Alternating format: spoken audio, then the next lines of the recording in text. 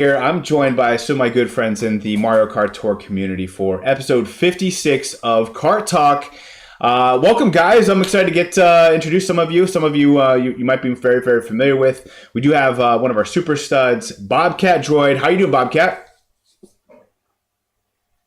You might be on mute, sir.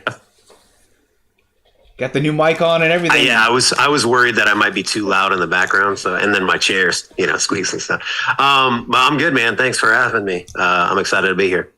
Yeah, Bobcat brought some really good points on last episode. Glad you're back again. I'm also here to eat my words a little bit for my predictions. That might be self-service, man. I'm not gonna, because I've been wrong as well. I've had some predictions that have blown up in my face just a tour ago. So we'll get into all that. I think the main two topics we'll be discussing on this episode: Gold Mario, which was quite a reaction to the entire community, and then some of the stuff that's happened in data mining around end of game and kind of the future of Mario Kart Tour. Two big topics. So I don't want to delay us too much further. I do want to see in the chat, Draco celebrating 18 months on the stud tier. Thanks again, Draco, for your support. Love you, man.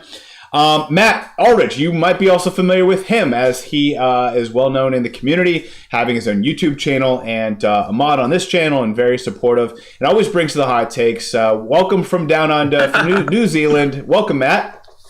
How you doing? Kia ora. I'm good, man. It's morning. I had a nice sleep in this morning. Needed a good sleep in after that trailer last night, the new Battle Tour 2023 trailer. But I'm sure we'll touch on that. But other than that, I'm good and really just excited to see how things unfold, mostly in the community. Obviously not too interesting in the game going forward, but certainly in the community, I'm here to stay. So thanks for having me on. Looking forward to getting into some hot takes. Let's do this.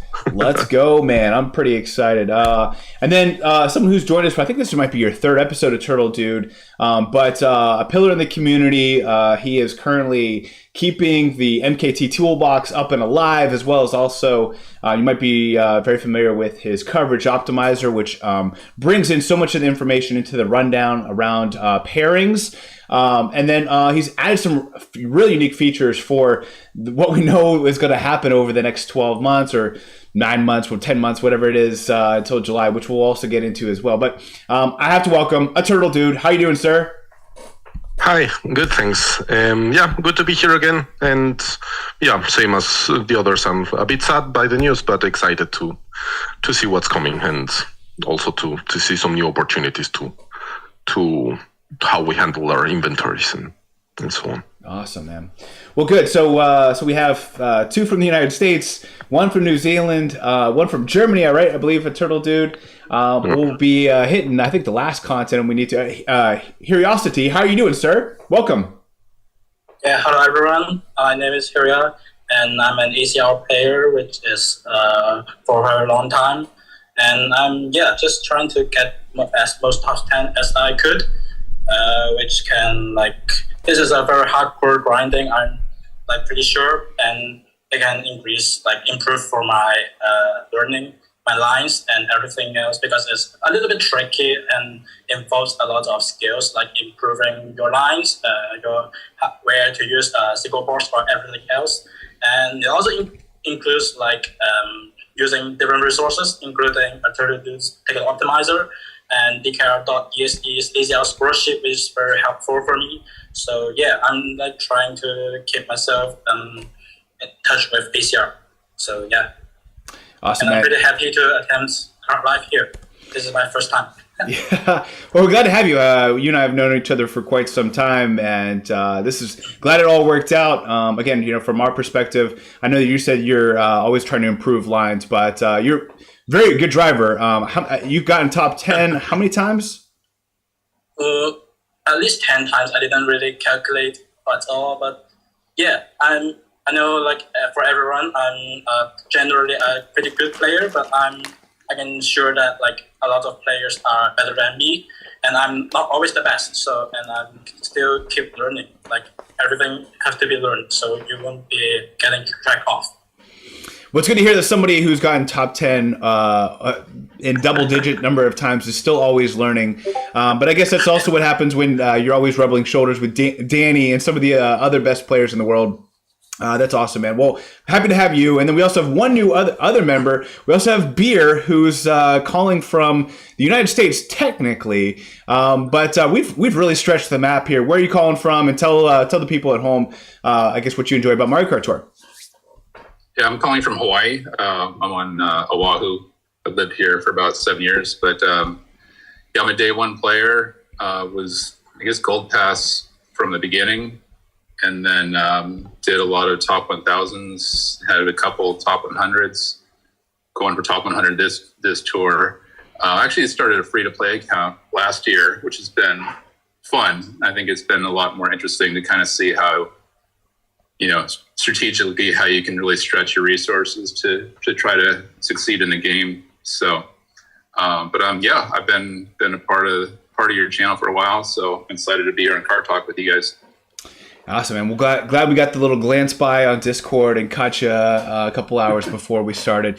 We got a lot to get into. So as much as I'd love to get pity patter around some of the other stuff, we got a lot to get into. This is probably one of the more dynamic episodes because we just have so much going on in the real game and in data mining. And then, but then we also, it might be kind of quiet here in a couple months because we do have news that it does look like the game as we know it has wrapped up, and there's no new items introduced to the game. We saw it this morning in the news that it was pretty lackluster. We got the Battle Tour, and now we've realized that even the ranked cups are staying the same every single tour from last tour on. It's like literally they turned off the lights there at Nintendo and just walked out of the room and just said, we just got to put this on loop, put it on loop mode as we talk about. So if you hear us talking about loop mode, that is the current state we're in.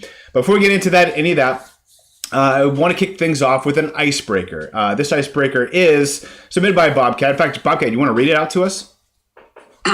Sure, yeah. Let's see here. Oh, I wasn't on your thing. It's all right. I can read it too. I got it. It's what item that's meta did you have nothing to do with? So, like, what in your guys' inventory that most people would consider meta?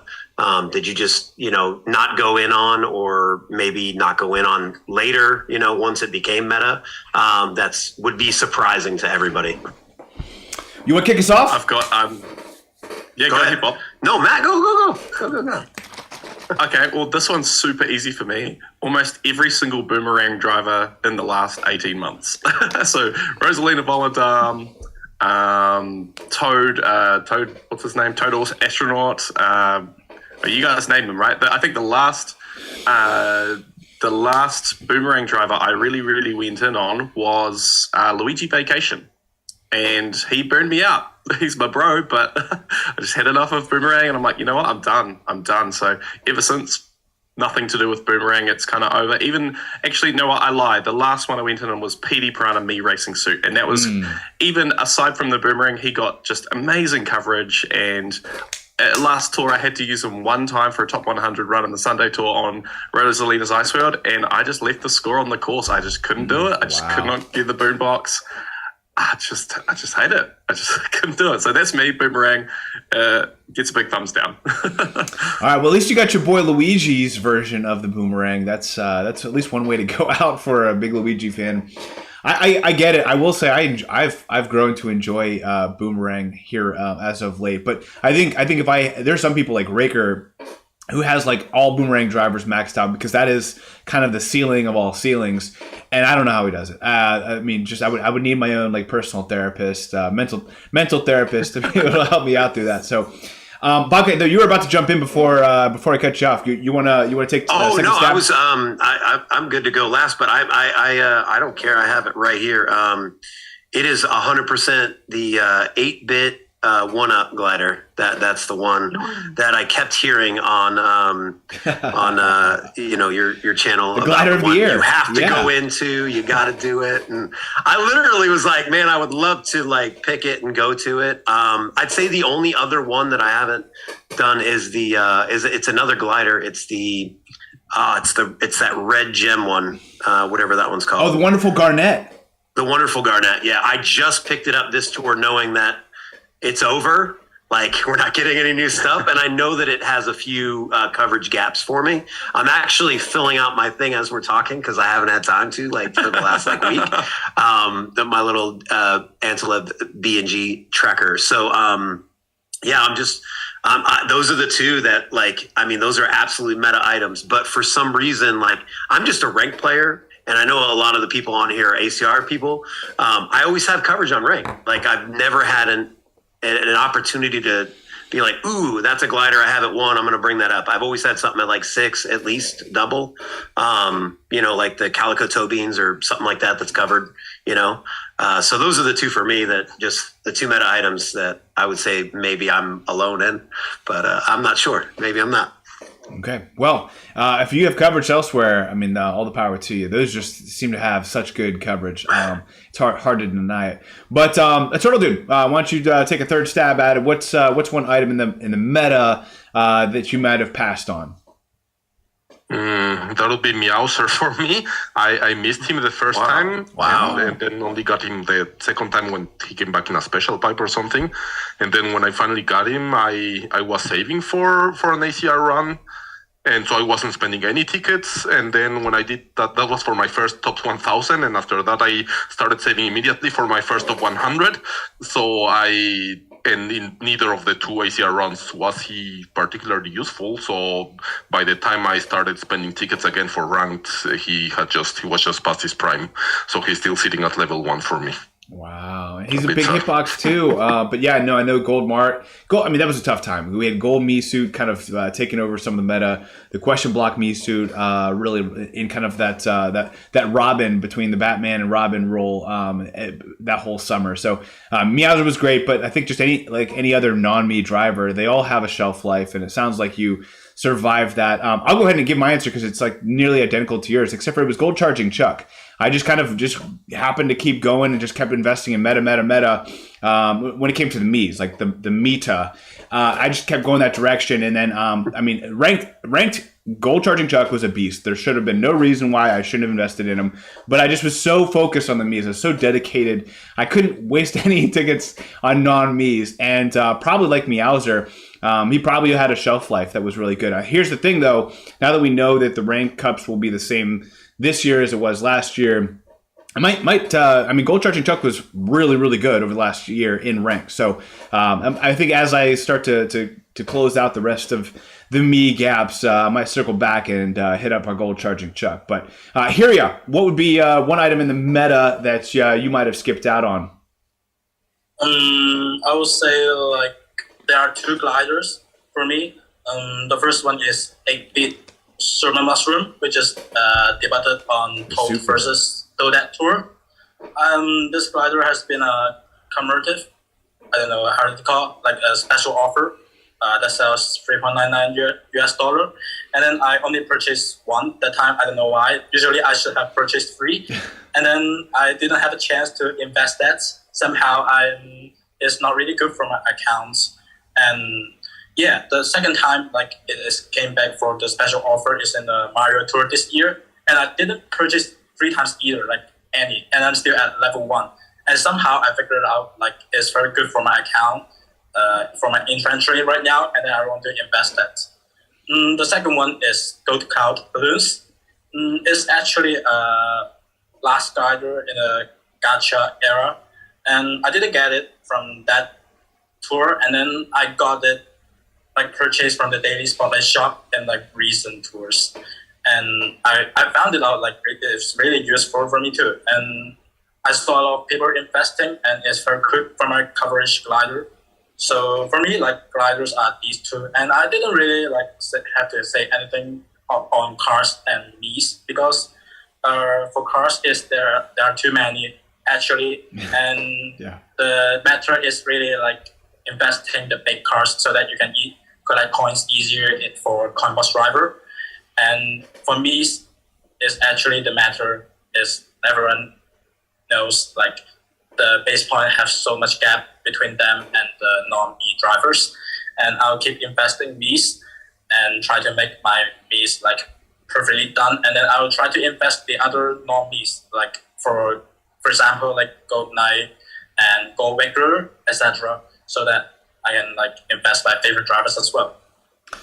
Yeah, it's a really good point. Let's go. With carts, it's pretty straightforward, right? Just bigger carts, and so I don't think you need any spreadsheet or trackers to invest in larger carts. But then also, the drivers, it seems pretty clear cut between plus skills and Mii's. But yeah, for gliders, I mean, really, you can get pretty creative. You can go all into one glider, and I think especially for you going into top tens, like you have to go all in on whatever that is the most used in top 10, or in all cup ranking. Yeah. So you're kind of like forced down a specific alley to make certain investments, and then from there the rest of you're kind of going in a different direction. You're kind of zigging while everyone else is kind of on this other zag. But that makes a lot of sense, and I think that's probably my guess is, if I had to guess, Beer, you probably have some gliders that might be at the top of your list, because again, gliders, it's really personal preference. But what answer do you have? Yeah, well, I think I was kind of like you. I didn't invest in gold charging Chuck for quite a while. I think I finally had to take him up whenever Athens came the first time. I think he was in ranked. But the one I think I've never invested in was the Shield and Speedster, which I know, that was one of your favorites. But I went all in on the red off-roader, which I think has a lot of overlap with that. So it just, every time I looked at the Shield and Speedster, it just didn't really make any sense for my account. Yeah, there is a little bit of overlap there between them. Well, good. We'll transition to, we'll talk about... I just wanted to say that that's such a good question, because like gold charging Chuck, like that's so cool, because now, I guess it's probably one of the only positive things about stuff looping now, because you could go in on gold charging Chuck knowing the appearances that he's going to have in ranked for the next however long, and you could just ride that wave knowing, like, you take him to 8-4 now from 1. Mm-hmm. That could be insane for you in ranked going forward. So that's a positive, I think. So it's such a good question to think about your inventory. So everyone in the chat, like, think about that. Like, what is the item that was always a coverage gap for you in the last year? I think that's a positive part. Sorry, carry on. No, great takeaway. And I think already Antilev and I know Larry have been planning this weekend just to talk back and forth about, trying to find out what, now that we know that all ranked tracks will be the exact same tracks as last year, really kind of putting together, like, this one can be used 10 times. And if you go this direction, you might be able to use this one and this one and this one, and just so you know. But I think ultimately, I think a Turtle Dude probably has a corner on the market when it comes to all the different cool features he has, which actually that might be a good way to jump into things. But before we get to that, I just want to say hello to the people in the chat, because we are live. There's about 50 people out in the chat. So I see Melody, I see Brian, King Brian, Crested Peak, Matt Aldridge is out there as well. Draco655. I see Torch. What's up, Tim? How you doing, sir? I see Chabat Rita. I see Johnson Zhang. And Danny's out there as well. Jeeves, how are you guys doing? Hopefully you guys are doing well. Let us know if you're let us know if you're hanging out with us live. We'll get a little shout out in the chat. But a Turtle Dude, this might be a good time for you to jump in and kind of tell us a little bit about some of the data. What can we look at when it comes to making investments, knowing that literally track for track, rank track, ACR track, all tracks will literally be the exact same from last tour, this same tour last year. Yeah. So I've had for a while my two tools, the coverage optimizer and the ticket optimizer. And the coverage optimizer always was something more of a long-term thing. So you want to have coverage on as many tracks as possible, looking at all possible tracks. And then the ticket optimizer would look just at the current tour. And just if you wanted to go all in on ACR with the given number of tickets that you have currently, what's the best way to do that and to maximize your estimate? So these are two very different approaches. And once, like a year ago or so, just out of curiosity, I had tried running the ticket optimizer with my inventory on just giving myself like 300 high-end tickets of each type, running it on all tracks, sort of to see if I just could, what would be the best way to spend this huge amount of tickets to just maximize my overall score over all possible tracks. That took like 3 days to calculate, and it was just for the fun of it. But now that we have a very limited set of rank tracks that are going to come, that makes it possible to calculate it. So that's what the feature that I just added today to the ticket optimizer, not to the coverage optimizer. So essentially now you can select which ranked weeks are you interested in the future of the ones that are coming. You say how many tickets you post your inventory, and you say, same as with the ticket optimizer, how many tickets you think you can get over that time. And then it will just tell you the best way to spend those tickets to maximize those tracks. So that beats the coverage optimizer, because that one is just yes or no, is the track covered or not. And here it's more like, yeah, maybe you should take a gold chuck from 6.2 to 7.3 because he will be used 3 times. But on one of these courses, you already have another coin box there. So all these things that are usually quite hard to quantify, here it's just, in the end, it's just about maximizing the score using the DKR formulas. So I think that should be pretty safe. Of course, it's still not perfect. For once, we don't know what the future buffs will be. So that's we still have a bit of uncertainty there.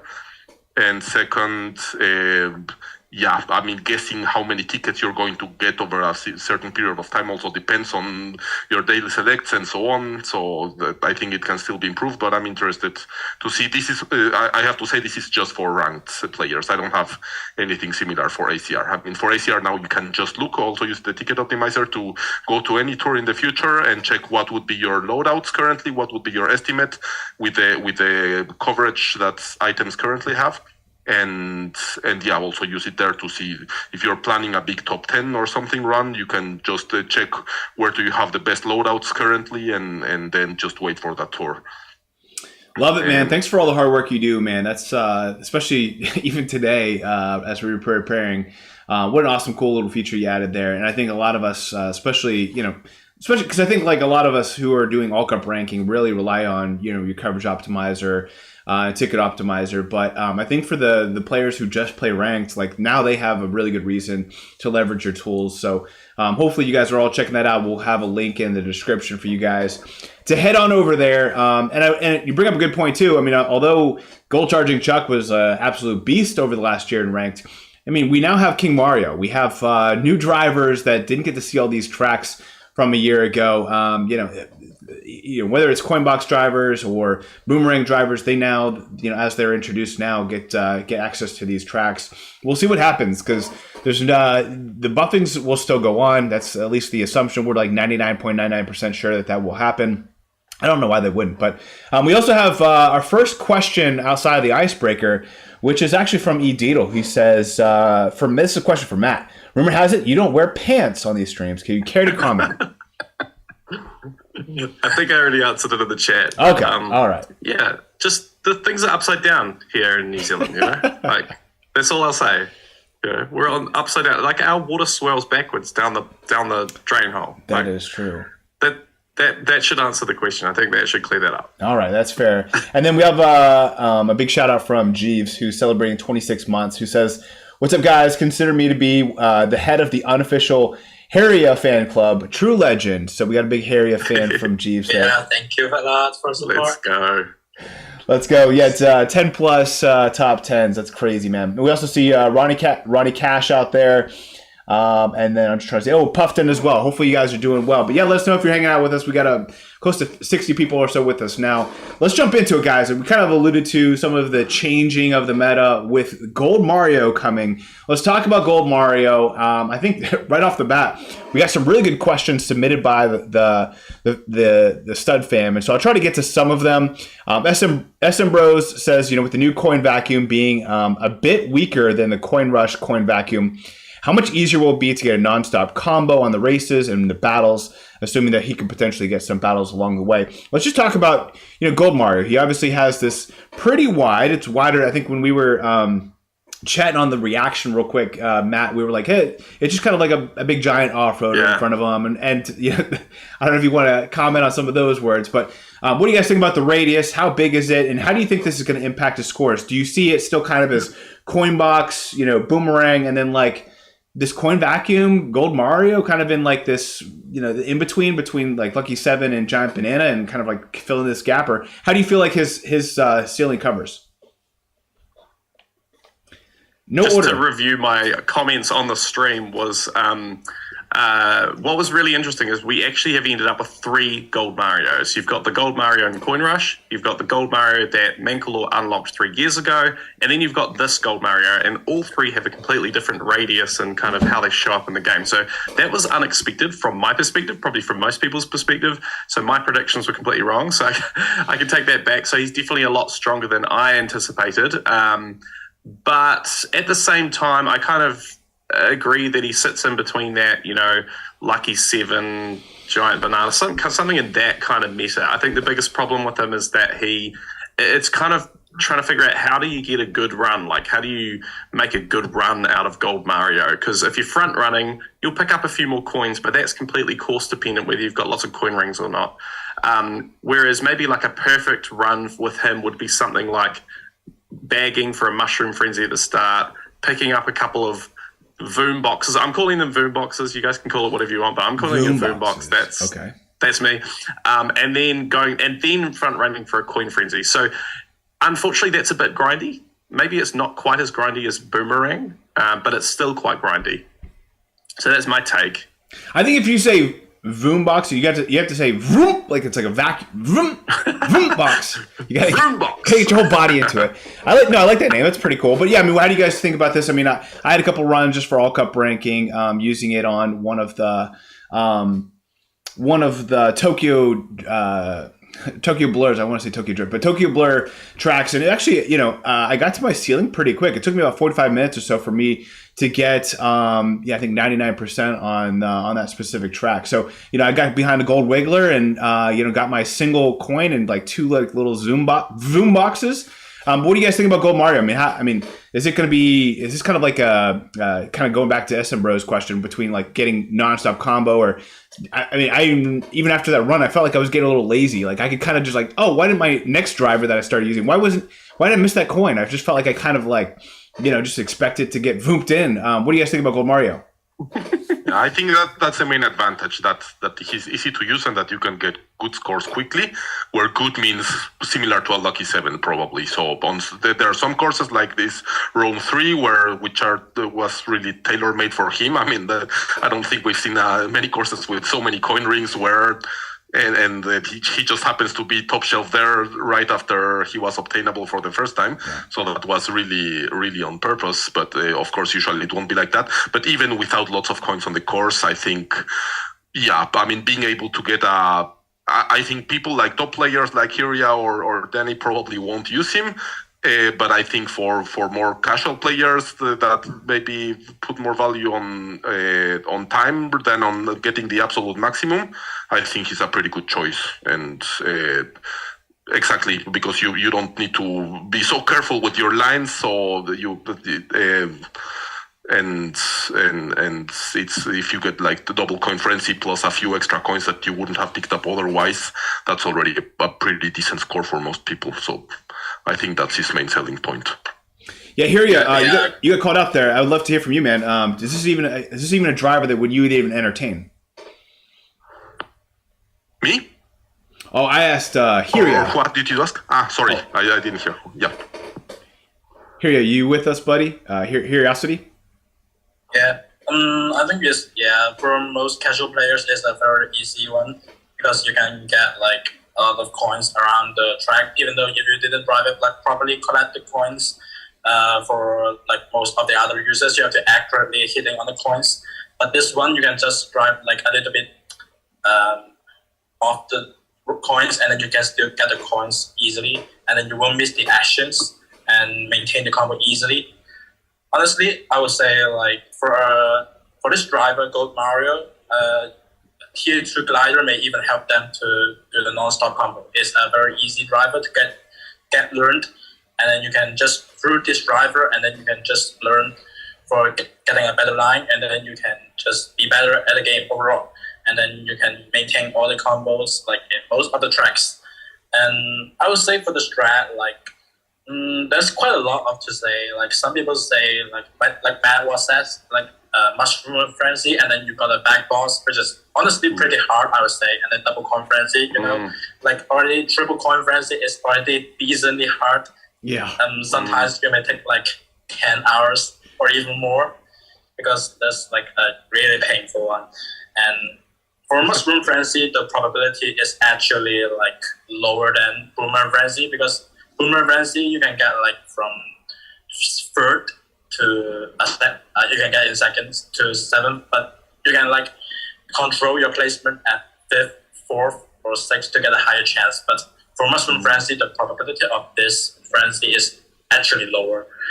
And then so it takes more time, and I believe this is like not most of the casual players that will be going for, because they will actually, most of them, they should be in short of time and won't pay a lot of time on them to doing this strat. So what I would like to suggest for casual players is just like going for triple coin frenzy as well. Like you can get like coin rings on some tracks, which is pretty good, and you can get a high score. Yeah, and that's what I want to say for now. And what do you guys think? Do you agree? Yeah, what do you think, Beer?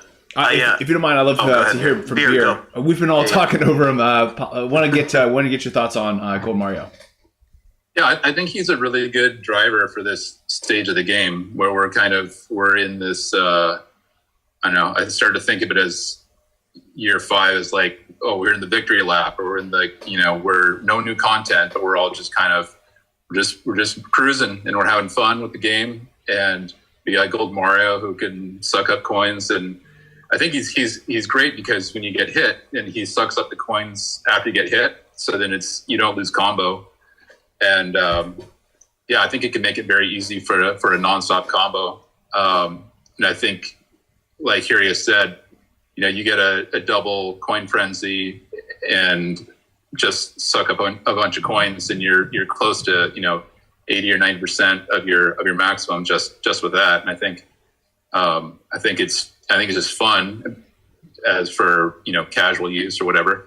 But it also depends on what tracks he gets. I mean, if you already have a high level coin boxer on a track, you're probably not going to bother, or a me or something. But I think he can just. I think it's just a fun thing to play with at this point in the game. So I like him. Nice. Bobcat, you want to go ahead? I was just going to say. I can only speak for me personally. I didn't take him up. I got him right away. Started using him. I don't think he's bad. I would probably put it as far as fun to play with for me. I'd go Boomerang first, Coin Box, Big Banana, Giant Banana, and then probably him. And then I'd go with Lucky 7, just personally for me. So that's where he'll fall. So I guess it depends on where he'll be as far as I think he'll be awesome on T and RT tracks specifically, just more coins and they're kind of spread out in different places and things like that. But I'd also like, to see if he gets some of those coverage gaps that we, I think it's like Bowser Castle 4 or something like that. And then Peach Circuit RT was the one that was in rank. So, maybe he gets that. We won't know for a long time, but it really just depends on what he gets. But that's where I put him as far as playability, as far as fun for me. I'm sure a lot of other people's lists would look a little bit different. Maybe they put a Lucky 7 up a little higher, but I think it's a good skill. It's good. Yeah, I think the fun meter is like one aspect of it. What about just like ceiling meter when you think about action counts? Are we all? Oh yeah, no, I think I put it in that as far as, and not only that, finishing in first, if that makes sense. That's why I put it in that order. I think Big Banana and it are going to be right on line with each other. I think it's going to be very close between those two. And it really depends on the track. The length of the track obviously matters. Yeah. So, and then he could have a big plus if you've got these big giant circles and a few of them, and he hits those, and then Giant Banana. You have a short course that you can't get as many as he can get. So it's gonna really come down to coverage, what he gets and how it looks for him. So I'm excited. I like playing with him. I hope I have a reason to bring him up. I didn't bring him up yet because I still have Larry Me to bring up. So I'm saving some tickets until he's in ranked again. So nice, man. Yeah, no, are we in good points there? I think for fun's sake, he's got to be up there. But I think for like skill and like ceiling, we're all in consensus. It's like Boombox, and Boomerang and Coinbox kind of in that first tier. And then are we putting in Gold Mario in kind of like this tier two between, above Giant Banana and Lucky 7, but below Coinbox and Boomerang? Or how are you kind of gauging his skill when you're thinking about choosing two drivers, the same base points, same level, etc.? I'd agree with that. And then also time. I think you could probably get a decent run with Gold Mario pretty fast. And I think he might, if you're just going for a quick run, I think that might be an advantage there. Yeah, that's a good point. I will say oh, you're gonna say something? I was just going to say, ED will put a comment on the chat asking about the DKR estimate for Gold Mario versus Wiggler Mesuit. Of course, ED is representing the Banana Republic out there, which is cool to see. But man, he's called out that there's a 6,000 point gap for Rome Avanti 3, which could theoretically be Gold Mario's best track, right? And we're going, do we go with Gold Chuck? Do we go with Wiggler Me? Do we go with Gold Mario? And based on that, that's a pretty big gap because of those extra base points for Wiggler Me. And of course, that will be a pretty ideal run for Wiggler Me, so you'd have to get a really solid run for that. But that's still pretty substantial gap there.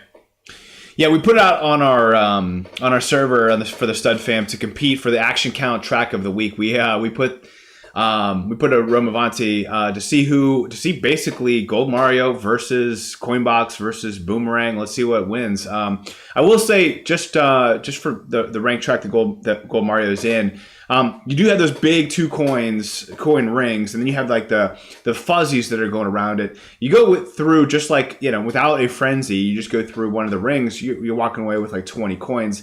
But if you get a Boomerang frenzy there, you walk away with like 50 actions just from that area, because you're hitting the fuzzies, you're getting both coin rings. Like, I mean, I think, it's nice not having to get a frenzy, which is really cool about Gold Mario.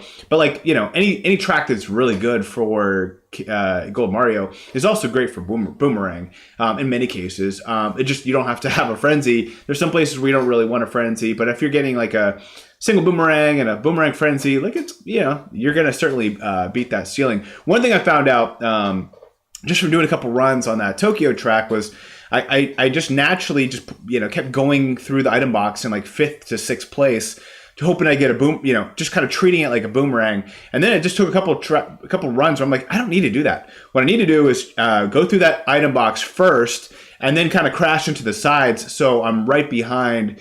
And that for this run, it was Gold Wiggler. But think about any coin box driver. So there was times where I was getting a coin frenzy while also sucking up the coins from the coin box. And I'm trying to remember if you're getting a coin outside of a frenzy, if that is more points or less points than a frenzy action of getting the coin in a frenzy. I don't know if there's any difference. But I walked out of a crazy coin frenzy plus sucking up vroom boxing, and then walking away with like 50 actions halfway through lap 1 of a Tokyo track. And I was like, this is crazy. So one of the tips I had is still go through the item box in first place, but then feel free to get a lobby with a coin box.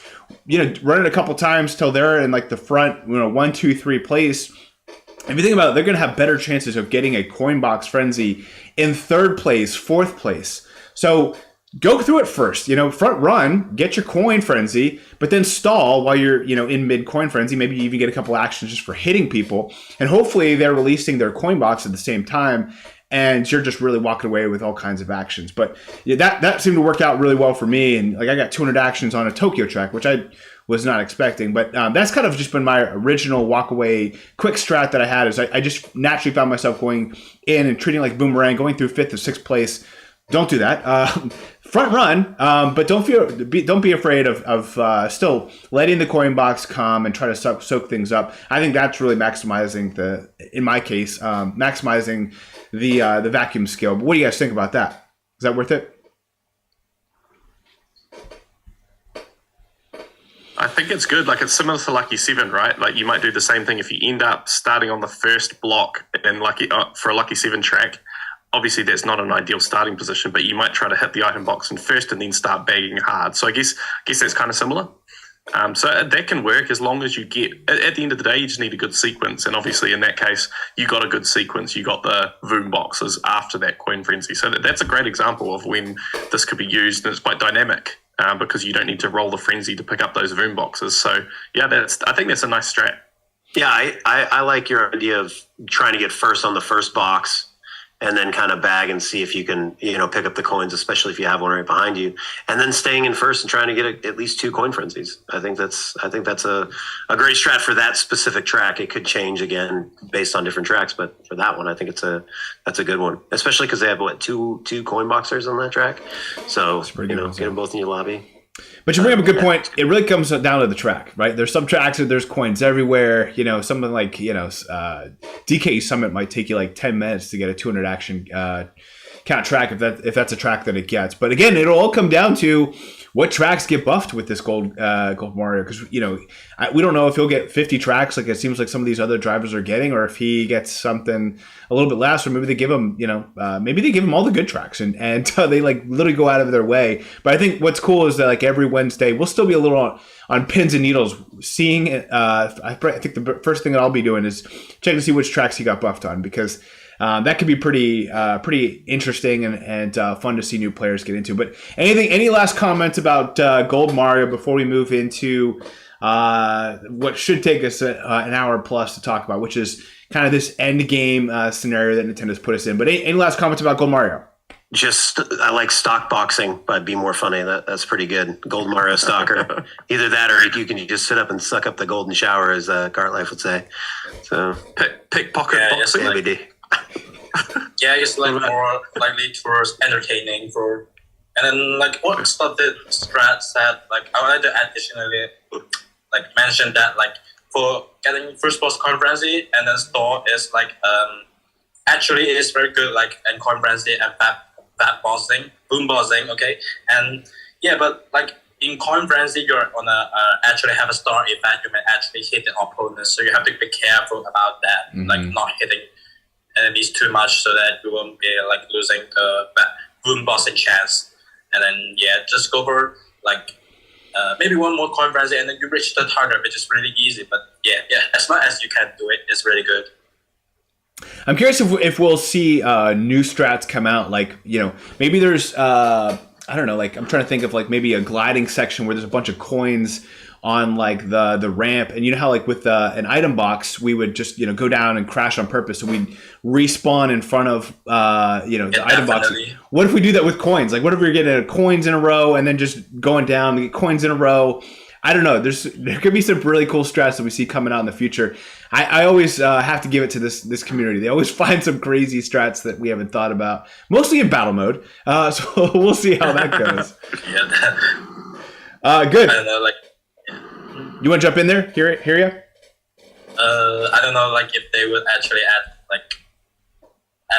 Go Mario to like Battle Course 1, Cookie Land, or Twilight House. If imagine they would, and then like there's like a very few chance like the boss like will split out a boss, and then you can actually do the boss like boom bossing like very easily. And that could be the chance. And for the coin rolls, like there's some tracks like where they have the coin rolls, like you can actually go for it easier. I don't know, like if you guys know Daisy Hills or the 3DS one, there's a coin roll at the beginning before the glider, and then that could be very useful. It could be very useful. Yeah, it's weird. There are some tracks like that have some unique stuff. Most just like the old tracks, but they didn't think they were gonna ever have these things in the game. But I think with battle tracks, I don't know if this is just me, but I still do not enjoy boomerang drivers. I don't like giant banana drivers.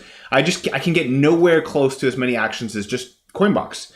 Coin box for battle tracks are like an absolute must for me. I mean, I'm using Morton on this battle track 2 or whatever it is, or battle track 1, and I don't think I've ever gotten anywhere close to hitting the well fought and at least 140 actions, whatever it is. I don't think I've ever broken like 10,000 points left on that track with Morton.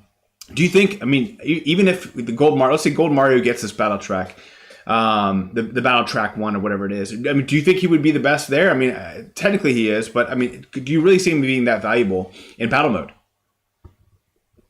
Still have to involve, like, still have to find out, like, because there are 2 minutes rest right now. You have to still sometimes to check out, like, which strat is best for him. Yeah, well, I think it's sorry, go ahead, Bear. Yeah, it would be interesting on a battle track because I think with Gold Mario you could be a lot more aggressive and just you hope for like a couple coin frenzies and then you just take people out and then suck up the 5 coins that they leave behind, and be interesting to see how many actions you can get out of that. Yeah, agreed. I really, really hope they give him Battle Course 1 because I think, I know we've got a question later about what's the biggest missed opportunities by the devs. We'll get into that later, but one that just came to mind for me is not giving Gold Wiggler the last coin boxer in the game. They didn't give him Battle Course 1 last tour. Like, that's a huge missed opportunity. Like, we have no coin boxer there. And, of course, Gold Mario and Question Block, I think, show up on that course every now and again, depending on the cut boosts. But come on, we got to end the game with Battle Course 1 coming back again and again with no coin boxer on the top shelf. That sucks. He's got to get it. If he doesn't get it, it's just going to be a final disappointment for the community, honestly. Yeah, good points there. Good. All right, let's transition away from Gold Mario and get to the plans for the next 9-10 months, etc. Before we do, love to give just a quick shout out to those who are hanging out with us in the chat. So I see Frenzy Grind has joined us quite a while ago, but hadn't been able to say hello. Hopefully you're doing well, Z. I see Juan Ortiz. How you doing, Juan? I see Tokyo DR. Hopefully you're doing well. Health and Honesty. Hopefully you're doing well as well. Jay Starbucks, and then Bimo Funny says stock boxing. That's where that comment came from, since he's following and not attacking. You gotta like that. And then Curtis, welcome. Thank you very much for the nice dono there, Curtis. Just come back to say hi during my lunch break. Back to work in 10 minutes. So Curtis is going for a little, I hope this is not a secret. He's going for top 10 this tour as well. So we're rooting on Curtis. He had something like 100+ tickets that he dropped on this tour. But definitely been a really memorable. He used to do the hitboxes before Rashid took it over, and then retired from the game and then came back. And so he's been saving. We're rooting for you, Curtis. Thanks for the dono. Appreciate it, man. Good luck. I see Andy S as well. Hope you're doing well, Andy. I see DKR.exe. What's going on, DKR? And Texa. Hopefully you're doing well, Texa. All right, cool. Let's get into this end game. So let's talk about what we know from the data mining. Koopa V, we have to give a lot of credit to him. He's come out and let us know what he's found in the data mining. Really, there's not much. That's what you have to know. There was like one date in July of next year that he found that seems to be standing out. Let's first talk about that date. A lot in the community, like literally almost everybody, has been thinking that this is going to let us know that the end of service, that the game will end next July. That is the thought process.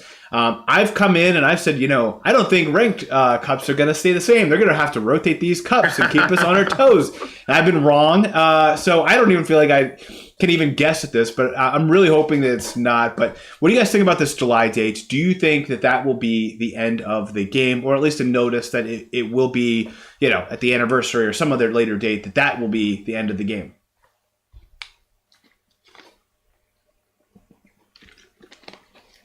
I hope not, but it may well be. Okay, you can go. Go ahead. Okay, for me? Okay. So I would like to talk about, I don't know if you guys have watched the trailer.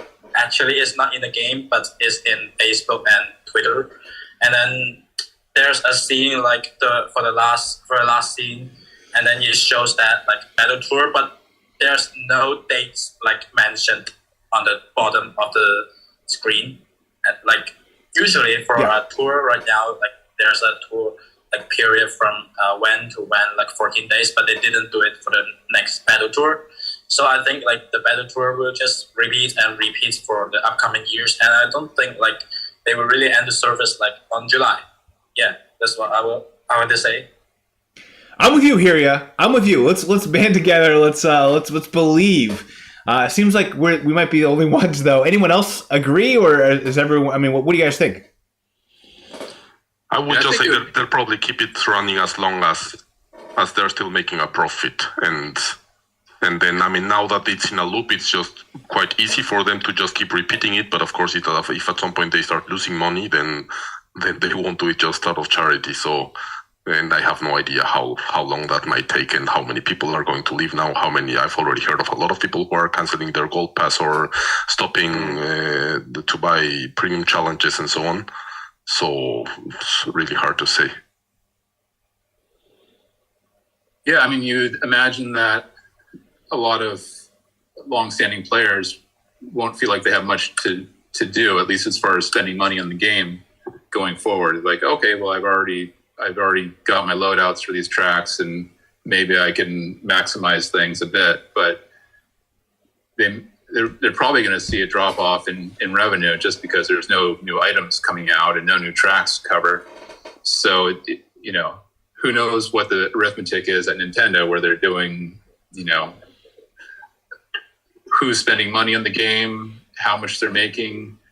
But if all the the longtime players and the whales and whoever else start to be like, I don't need to spend money on this game anymore, a lot of, and probably the vast majority are free to play or spend a little bit here and there. They may not make that much money, and at some point they might just decide to say, well, no more. I hope not, because it seems like straightforward that they could just keep it going on a cycle. And the game is so complete now. There's just so many tracks, so many items to get, so many leveling up to do, that I think a new player starting now could easily have a great time with a game for 2 years before they feel like they've accomplished everything.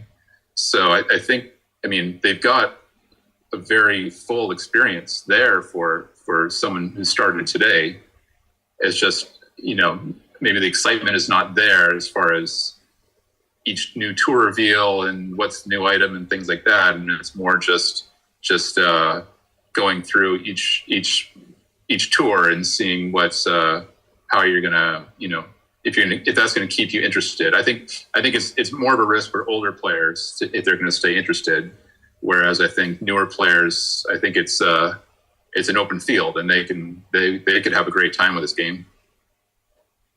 For me personally, I think, Stud, you said it really well in your video, like the original video reacting to the news that no new content was coming, and that you said, the chase is done, like the chase is over. That really cut deep, I think, for a lot of us, because, that's been what we love about your channel, and the Stud fam and the rundown. It's all about that chase. But I want to say two things. The first thing is, yes, the chase is over of new coverage, but I don't think the chase is actually fully over. I think now I could reflect and say, hey, like, how many of us have items that you wanted to invest into further, but you haven't been able to because there's been other priorities? Like, raise of hands, all of us, right? Like, surely there's an item that you want to do. And so the chase for those items is just beginning in this next season. I think that's what this section of the game will be all about. Like, for me, I'm like, I might not invest into Gold Mario purely because there's other drivers I want to get done. I want to get into some, hopefully Ed Eagles in the chat so he can hear this, and then I can get some brownie points, but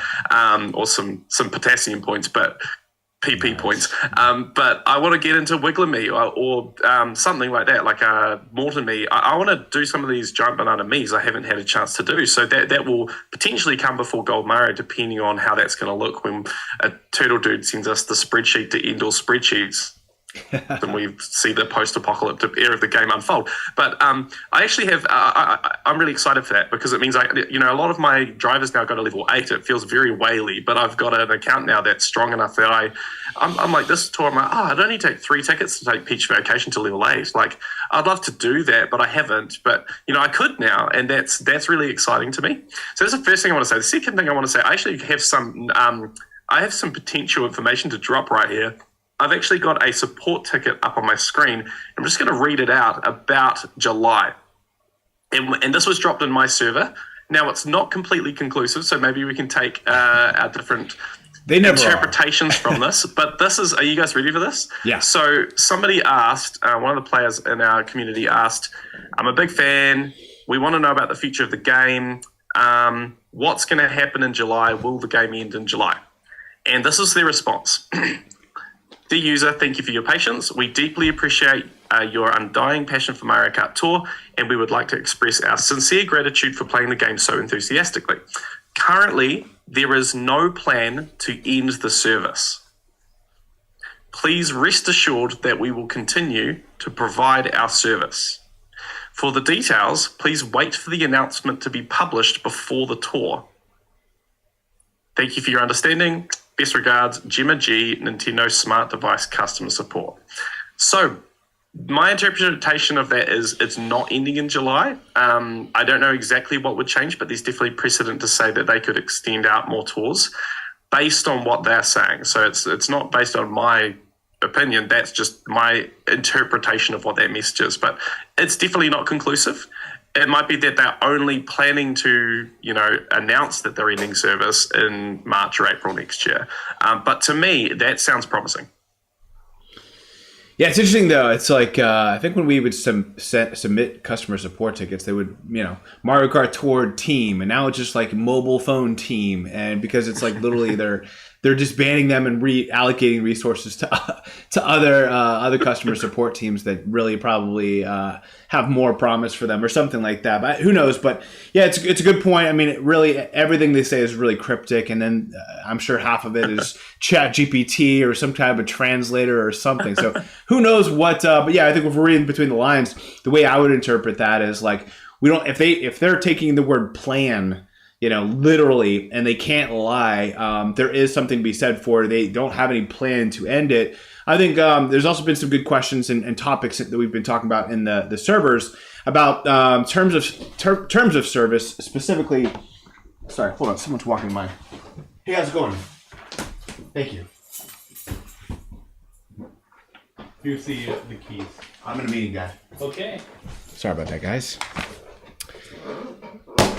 Anyway, so I think if you think about if people are spending money in the game and they are investing their money, you can't just necessarily pull the rug out from under them without some type of warning. I mean, if you think about it, like could we then, if that were to happen, just say, well, we want our money back, or what are you going to do now that we've invested all this in the game? So part of me feels like they have to let this like linger a little bit longer than they normally would. What do you guys think about that? Do I have any validity there?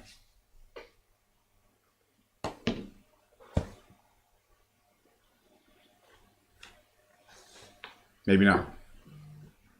I'm just trying to stay positive, to be honest with you. Like that's it. Like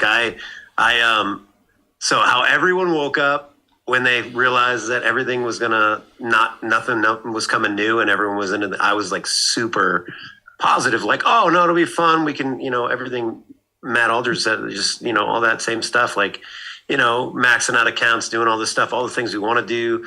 We talk about quality of life. Well, nothing's more quality of life than kind of, not stressing about, hey man, I need to take this to level 8. I want to win my ranked. I want to get, the 30 in a row, tier 99, that kind of stuff. So, I just, I woke up today and I was like, I cannot believe that they are not going to at least just change the ranked cup to to keep the exact same thing, but just change the rank. And we know they can do that because they did that at the beginning of the game. Anybody that played number 1, it wasn't 1 and 3 every time. It was sometimes like 4 or 6, whatever, it was different stuff. So they could do that and they could keep it interesting. So I sent in a ticket as well, just saying I hope this isn't the plan after these next 3 months, that you guys are not you guys are just kind of trying to figure out exactly what you want to do. But the fact that you don't even change the rank up, so I'm not an ACR player like a lot of people, but for rank, for me, that's the game for me.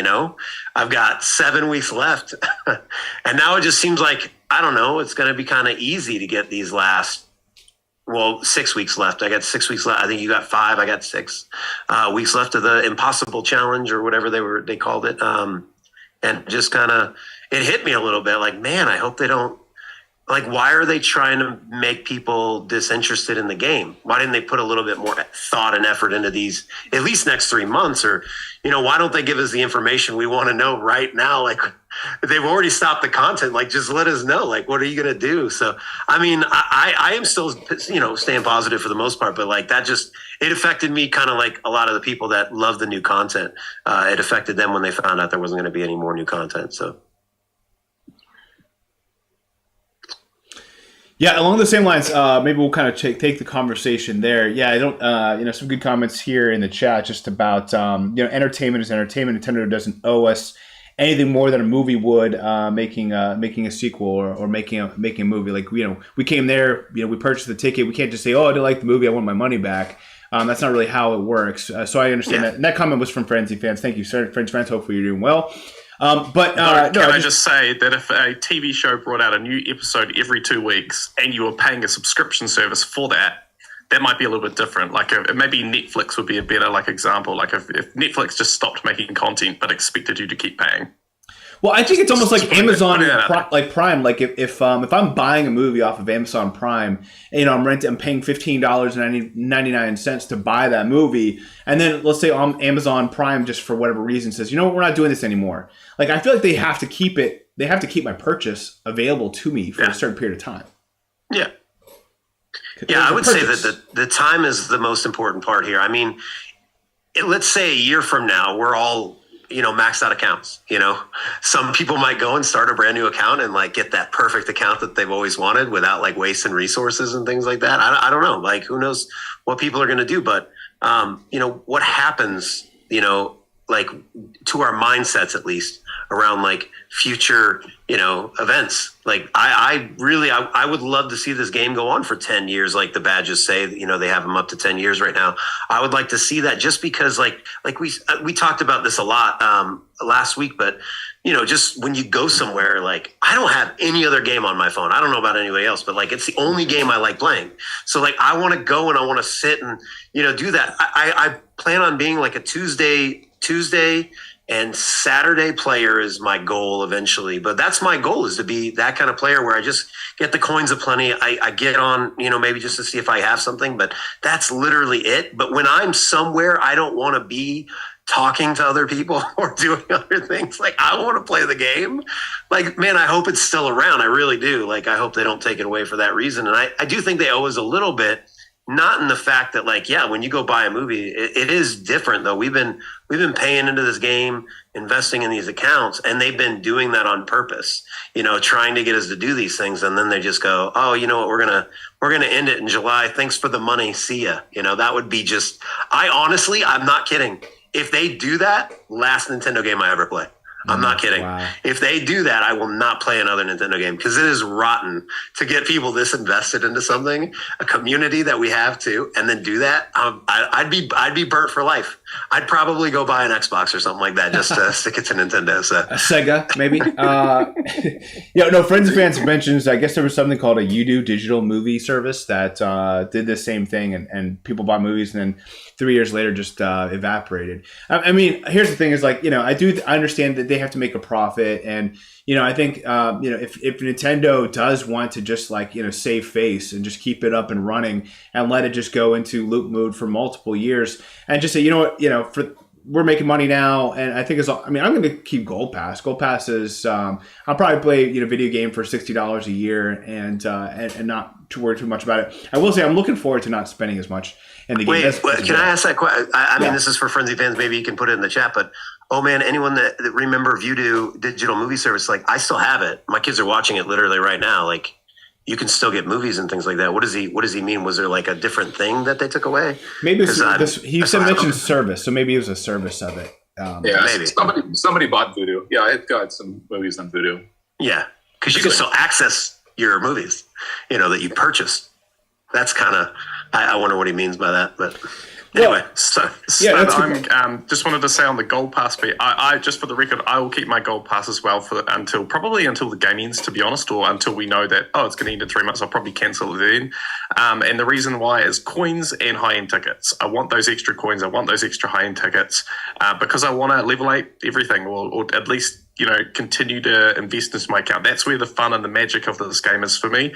That will still be a thing. We'll still have ranked. We'll still need to compete. I've got so many courses with only a level 3 glider, which is insane to me, like the amount of investments I've made, but I still have courses that need the coverage. So yeah, that will give me joy until the end. So I will keep it for the coins and the tickets. Maybe you guys are the same or different. I don't know. It's personal. It'll be the same for me, like I said, until they go, okay, we're canceling it like this time, and then I'll be like, all right, then I'm done. But yeah, I'll keep it until that happens for sure. I wanted to comment on one thing. So, Bobcat, you said there's no other game you have near your phone, and Matt, you made a video the other night where you said something about how you'd been kind of a lapsed gamer for several years, and then this game kind of brought you back into video gaming, and I think that's probably true for a lot of us. It's the same for me. I mean, I hadn't played a game seriously for a long time, and there's something about this game that really drew me in, and I think drew all of us in. And it just the Game Boy. Last game I played, Game Boy Color. But yeah, I mean, I think if they were to just drop the game, I think it would be. It seems very un-Nintendo, kind of disappointing the fans, and just sort of kind of a slap in the face. That we had this huge rush of dropping new drivers, new everything, new courses for the last year and a half until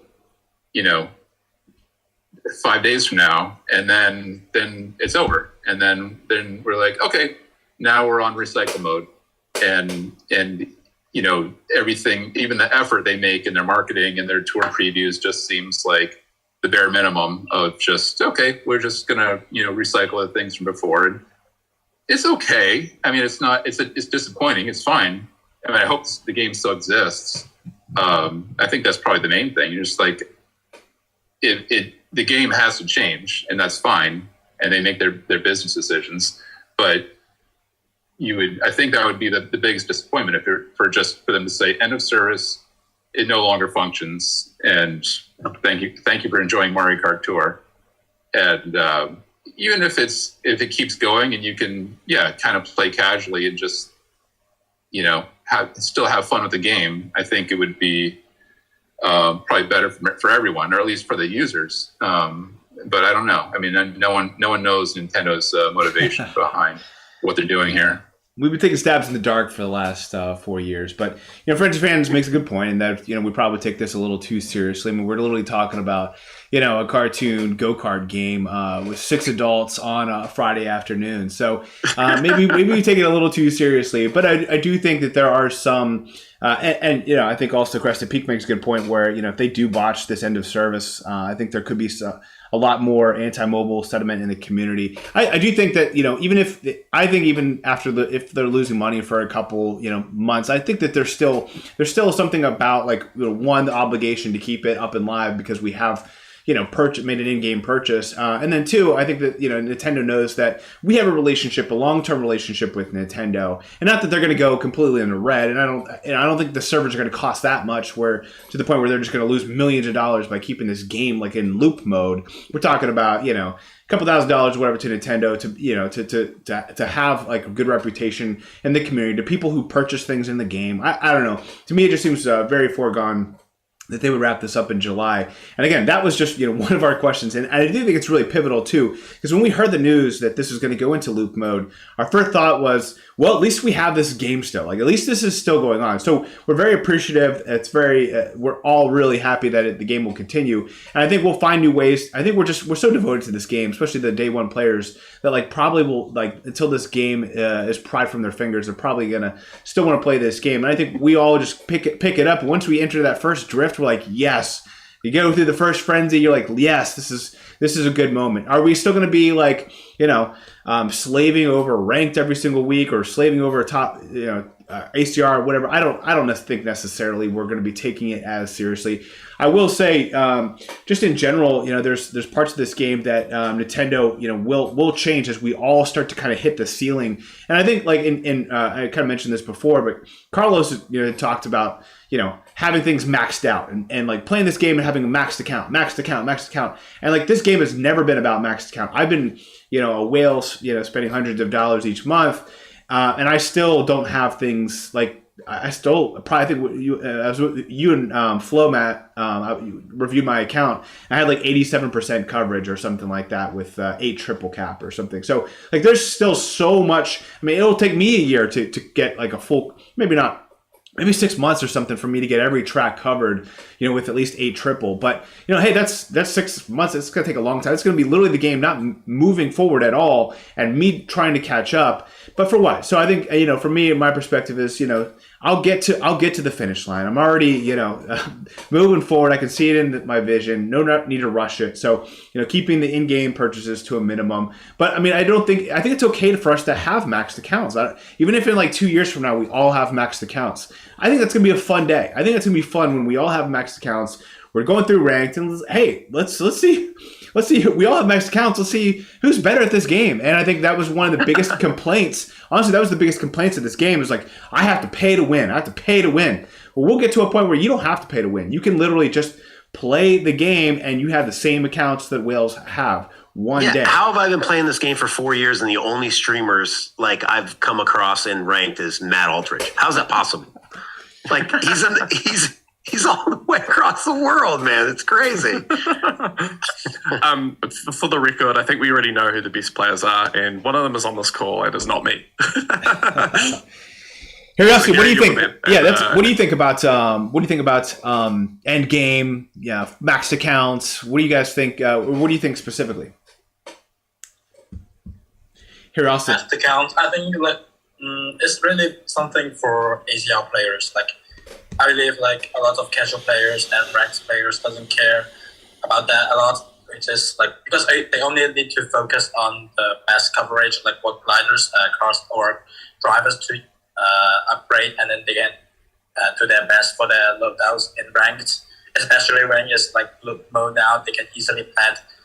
And yeah, just look at the upcoming free tours, ranked top tracks, and then you see that like there's 4 tracks in those free tours. You can use Charlie Chuck Gold and then 3 times King Boomy. And I believe like a lot of players will invest that during these free tours because it will be really useful for them to improve their scores with these kinds of loadouts and this plus skill. So it's really good. And yeah, for me, like I don't really go for masked accounts because like it's really impossible even for me. I'm not really like a very big whale spender, unlike some of the really other players, as most of them, like Carlos or other one. So I would say masked accounts is like for ACR players in general, and yeah, like I think like a masked account would be like very good looking for them because I have everything masked. Maybe and there's an achievement for them. You never know what they think. Yeah. So that's all I want to share. I'll just drop another little thing here. Flo and I will probably do a full video on this, but so basically the concept of a maxed account or trying to get full coverage at one particular level and cap is actually fundamentally extremely inefficient. It's something like, so what we did is he did a bit of an experiment where he said, what if you had, hundreds of tickets? Like I'm looking at the numbers here. I'm going to butcher this, so I'll just keep it really high level. Like something like 160 tickets for gliders specifically. And what if we looked at all the courses we're expecting to kind of appear in the game, and we try to get level 6 and double capped for all of that, right? What he essentially discovered is the best optimal solution for scoring output is not 6-2 everything. It's essential, or select a few gliders and make them all 6-2. Instead, It's actually to distribute your tickets. So some items, the best items go to 8.4, then you put some to 8.3, some to 7.2, some to 7.1, some to 6.1, and we achieved like an improvement. Have a guess what percentage the improvement was over 6.2ing, trying to 6.2 everything. What percentage of improvement by spreading tickets do you think you could make? Take a guess. Yeah, I would like to like additional information. What Matt said is actually the ACR top 10 strat, because the debuted thing, like debuted card or glider, you actually need to like 8-quad everything to maximize your score, and then you can't really like make everything 6-2. That's really like only 40k on every track instead of like 8-4. Yeah, 8-4 everything is like 7k. That's already a huge difference for one track, and yeah, 6-2 everything is not sufficient enough. So 8-quad is actually better. So yeah, that's the suggestions for the players that like would like to invest. 20%. It's even more than that. It's actually 35%. You can it's like 34.9% better scoring output overall by spreading your tickets. And as long as you do that in the optimal way, right? That's the absolute optimal way to spend your tickets. So yeah, just wanted to bust that myth that 6-2 everything, that's not the goal. Like 8-4 everything, that would be extremely inefficient, or even 8-3 everything. It's actually to spread it.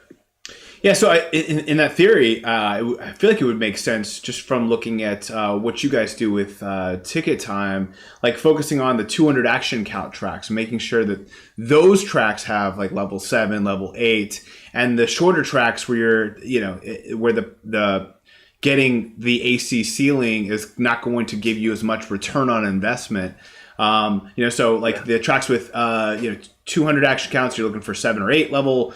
For tracks where the action count ceiling is 140, like on some of these Choco Islands. Riverside Park, yeah. Or next to our, I know we have Choco Islands and what's the other one that Donut Plains we have look forward to. Yay! Those are going to be like 140, 150 ceilings. Like maybe you take those tracks to cover them with level 4, something like that, right? That would probably be like the best return on investment. Mm-hmm.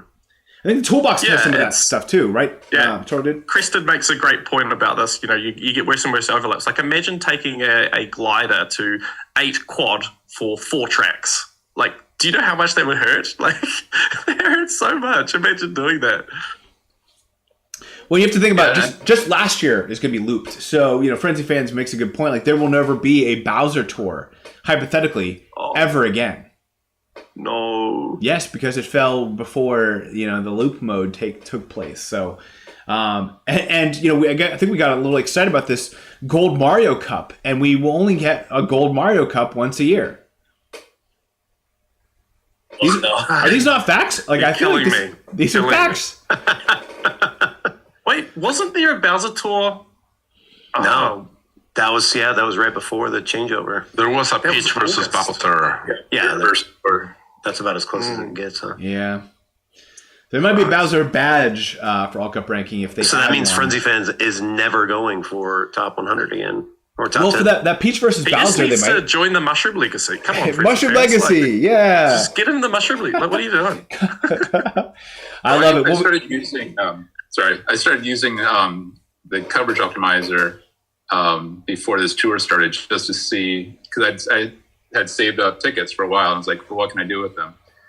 And I think when you just look at a few, gliders or carts or drivers, whatever, the return on investment is really good. You're like, oh, well, these 5 or 7 or whatever carts or gliders or whatever give me, 200 tracks. And you're like, that's amazing. But then if you want to try to approach full coverage, your efficiency goes down a lot. And because then it tells you how many, by adding more gliders, for example, to the enforced rules, then the game decreases, and you're like, okay, now I'm only getting 10 more gliders, 10 more tracks covered with each additional thing. And like this tour, for example, there were some tracks that the coverage is terrible. It's like it's only like the only carts are like some of the gold pass carts, are top shelf, and no one's going to invest in those. So like, why bother on? You're not going to invest in the gold painter or something like that for one track. So I think getting to 100% max account is just not realistic, and is, like others have said, is very inefficient. Yeah. The other thing that should be considered there is that on top of what Matt said, now that we know that the tours are going to be repeating, I mean, first of all, there are some tracks that we're never going to see again, like this London Loop 3 RT. But not only that, but yeah, but there are other tracks that we'll see once, and there are other tracks that we'll see maybe 3 times. So of course, if a track is going to be appear 3 times in the next half year, of course you should try harder to get a max load out there, even if it's not a 200 action track. So actually, it does get a bit more complex. I mean, it's still not as straightforward as you could think how to approach this optimally. Yeah, you guys can tell me. I'm planning on because I think every battle track has showed up in ranked, and most of them have like big carts, especially. But I'm gonna plan on starting off with next tour, but trying to get to 8 quad on those, and then kind of figuring out my account, because what is it, the donut one comes back next tour, right? Is that in first week rank? Is that correct? Cookie Land. Cookie Land, sorry. And I've got Combo Cruiser, and I've always wanted to take that to 8. I took it to 7.3 immediately, and so that's going to be probably my first big investment. And then I've already got the 8 driver, but as far as quadding it, and then I've got a 8 triple right now. So just making sure that I have those, but I'm pretty sure Paris is going to be in rank twice, Paris Battle, if we do a complete loop. So yeah, actually, Matt asked a good question. Jetter.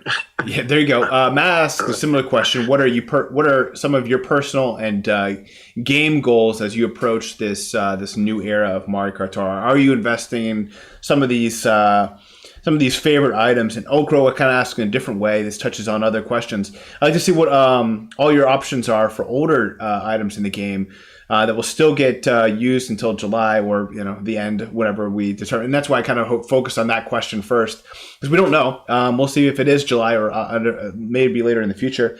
I think it'd be fun to level up the cool items for funsies, but only if I knew how frequently I could use it. What would be an item from the past that you maybe would max out if you could kind of do it free of cost? Like, you've already kind of checked every box, you might have all the coverage. What's that fun item that you want to kind of go back and, hey, I'd rather use this than, Rainbow Street or something like that? I'll jump in. I've thought about this so much. There are actually 2 cards for me that I really want to max out, that from the beginning of the game I didn't get them, and then I got them a little later. The Banana Master and the regular off-roader, the original one. So those are the 2 for me for sure. Banana Master. You haven't thought about that in quite some time. Kareem wants to do the brown off-roader. Yeah, I do too. I don't even have it. That's a flex. That's the only one I don't have. Crazy. Yeah, I'd love that. Any other older items that you'd love to go back and circle back and invest in? No, I never got in on the 8-bit Fire Flower, or I got it late, so I didn't really. And I think I brought it to level 6, but yeah, if I could do it all over again, I think that would investing that early on would have been useful. But I got it late in the game, so it wasn't as powerful an item. Do you have the Black Star Chute? Yes. Is that 8? It is now, this tour. Oh, okay. I was going to say that's probably why they overlap quite a bit, and they overlap on that battle course too. So, yeah, I think when it comes to like gliders, we're so focused on like which one is the best, which one gives us the most coverage, and like sometimes that is like which in a vacuum, which one gives you the most number of tracks compared to other items. But here's the thing: is like we're going to get to the point where having the one item with the most tracks is less important and more about which one gives us the hard to cover tracks, or which one complements the other ones we have. Like that's so going back. I mean, unless you like, it's glaring that you need the Fire Flower. It may not even be one that's like really that powerful for you, even though it has covers so many. But quantity is not going to be our problem. It's like, going to be quality. Do you think the game will get down to literally the skills? Like, a jump boost on an RT track or for the karts, and then like the actual like banana glider, getting that up with a banana in order to be, if everyone was 8 across the board, you don't think like that little extra would help? I mean, it's a great question. If we're headed there, I mean, I think like there's a theory that like using a giant banana driver, like Yellow Me, for example, and then you use banana glider, and then you get more points on each banana hits you get. Like for say you got like 30 hits, and then the extra points difference between banana plus glider and didn't know banana plus glider is, I don't know how many points actually, like say 20 points, and then you got a 30 multiplied 20 hits, and then you got 600 difference.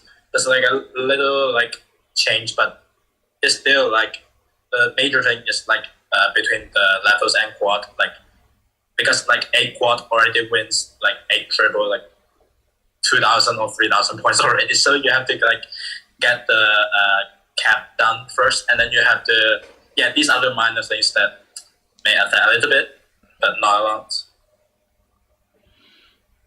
I just went and looked at my ticket time rankings for both accounts, looking for old items in there, and some of the most interesting ones actually Santa Me Racing Suit, obviously not that old, but I never went in on it, and that one is number 1 on my main account for an item that I want to go in on. So I'm actually excited. Like, I know I said Giant Banana Me's going in on that, but it looks like Santa Me going into this Christmas period could be good. Basically, I need to look at how he's going to show up in ranked once that information comes out in a good format, but that's going to be interesting to me. If they repeat, he's in there a lot.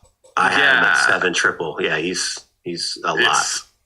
Yeah, so that's the kind of investment I'll be making. Yeah. Oh, lucky man. And carts and gliders like combo cruisers, some other ones people have already kind of said. Caxby for Cookie Land, maxing that out. But the gliders are probably the most interesting. Actually, 3 that come to mind. Both the 8-bit Firefly, the Silver Starchute, they're in my top 10 for my main account, maxing those out. So they're already invested quite heavily, which is why they're showing up in the top 10. But one really interesting one a lot of players will probably want to consider is the Sakura Origami Glider. It's one that I never really, I know some people went hard into it, but I think a lot of people like me, I've got it kind of semi-leveled on both accounts. It has so many city courses, and it's got actually really good value. That could be a good one to consider for a lot of players. See where that sits in your own inventory, because that could easily really carry a count. I'm not sure about ranked appearances so far, but will be an interesting one to watch. Some quick developments that have popped up in the chat. DKR.exe mentions how we talked about the banana hits, 30 points for a banana hit, just as a recap. And then we found out there was a Bowser Tour. It was in May. So shout out. I think that was Melody who revealed that. And Frenzy Fans Day just went way up. 2 thumbs up there for the Bowser Tour. Hopefully you have fun there. And then Sammy's here. Welcome, Sammy. Hopefully you're enjoying it. We're live, so we're kind of reading the chat as well as we're having conversations. We still have like 20 more questions to get to, and we're like, got 30 minutes of time kind of blocked off. But some really good questions. Some of them overlap with each other, but I think this is some really good questions. One of the questions I wanted to make sure that we got to early is from Jeeves, which just says, despite the fallout of players learning that we'll be kind of going into this loop mode, what will you do to try to keep your excitement at the same level? This is assuming you guys are going to continue to play, of course. Thanks, Jeeves, for the question. What do you guys think? What are you guys going to be doing to try to keep your excitement at the same level? I think it's just like you set in a goal, like for this game, like what goal you want to achieve, and then you just like towards to the goal, like for these few months, like if you can like do the progress for the goal during these few months, you will be like really rich in an achievement, and then you will still be excited for the game. Like although it's like not as good as before, but this is how you think like positive, and then you can still try to be excited to this game and try to not let this game fall down from your life. Like because we all love Mario Kart Tour, I believe we're still playing, and 4 years is such a long time. We have all our memories forever. So this is how I think like this is a very good way to let yourself become positive, to think about this, so that you will be still maintain the positive vibes. So good. Yeah, I think the news that where everyone doesn't know what's going to happen in July is kind of everything's uncertain. But I think before that, when we learned that it was going to be loop mode, I think it was kind of a relief. I don't know. I'm probably not playing the game at the same intensity as before, but being a day one player, it's been 4 full years, and I think probably the pandemic helped the game out. I think people spent more time on their devices and playing games like Mario Kart during the pandemic, but that's over now. And this summer I felt like I had a very hard time devoting much time to the game. It just life is busy, and so I'm kind of looking forward to not having to think that much about the game and kind of just enjoying the game for what it is. I've got a free-to-play account that I think, my goal there is to try to get gold Mario or the gold me suit. I'm at tier 72. So that's a bucket list thing there. And that was, I think I started that account a year and a half ago in the me tour, and I was surprised at how well I could do. But I think that's something that I'm excited about going forward.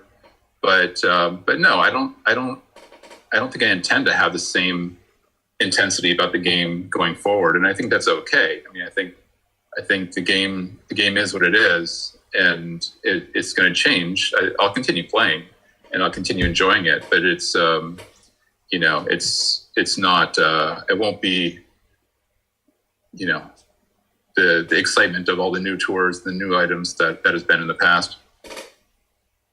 Yeah, I'm right there with you, man. I'm really excited about the change. Same thing. Like I'm in here right now. I'm currently like putting deck boards down, and he was like, "Hey, 250. I'm gonna send out the link," and I'm like, "All right, I'll be there, man." So this is just my break in the middle of the day, but I am excited about the change. I think that's good enough. Like we always talk about quality of life in this game, and there's nothing more quality of life than having the game available to us, being able to max out accounts, doing the things we want to do.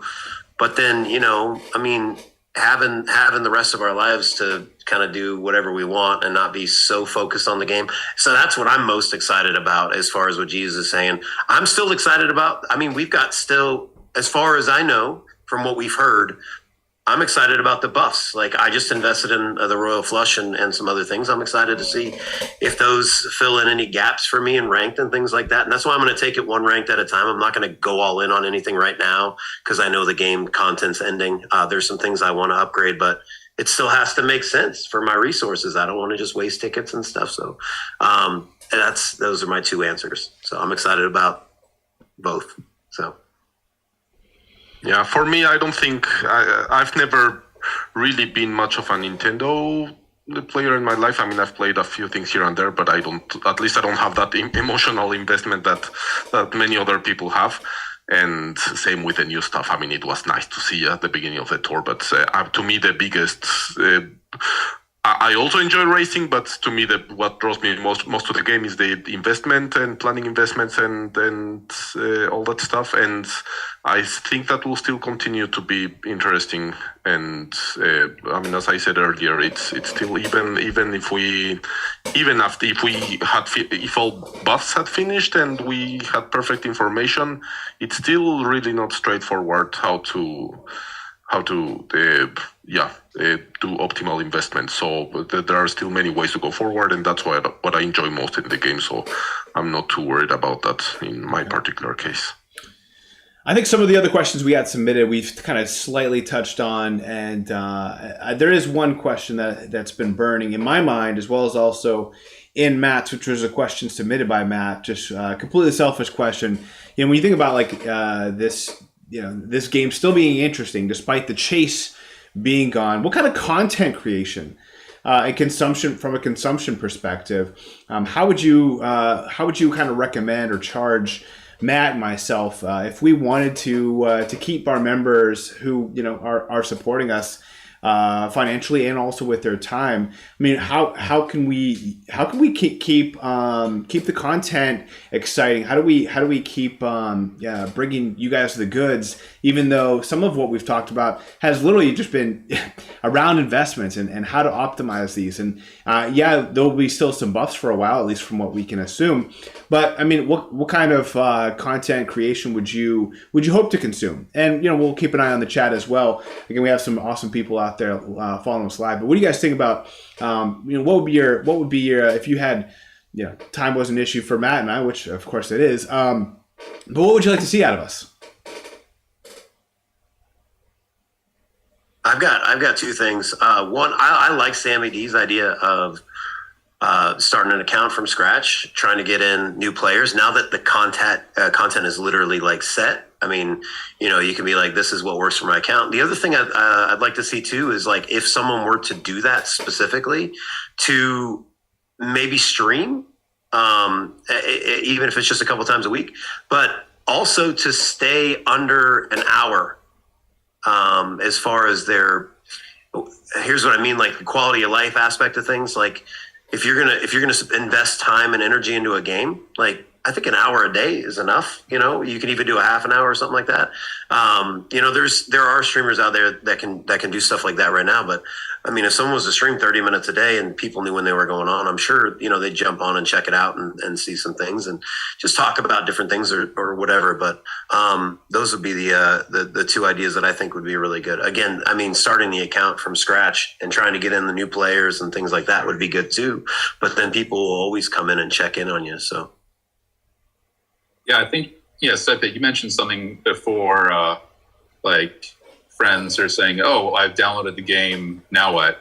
And I that could be something that kind of make the definitive guide to Mario Kart Tour and just kind of go back to the beginning and talk about how all the mechanics of the game works, using spreadsheets, how to maintain combo. And I think there's a lot of foundational things that we probably all take for granted that we learned a couple years ago that someone starting the game has no clue on, and I think that could be kind of a nice way to move forward.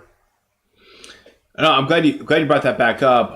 It's been one of those things. In fact, I had Puffy document each one of at the end of every episode. I asked people, what would you say to a newer player? What would you recommend to them? And I had to record all that and calculate the data, and I have all that data. I've just been sitting on it. So I would love to do that. That's a bucket list item for me, but I honestly haven't had enough time. So maybe by reducing some of the content creation on this side of things, I can eventually get to that. I'd love to do that. That's a good point there.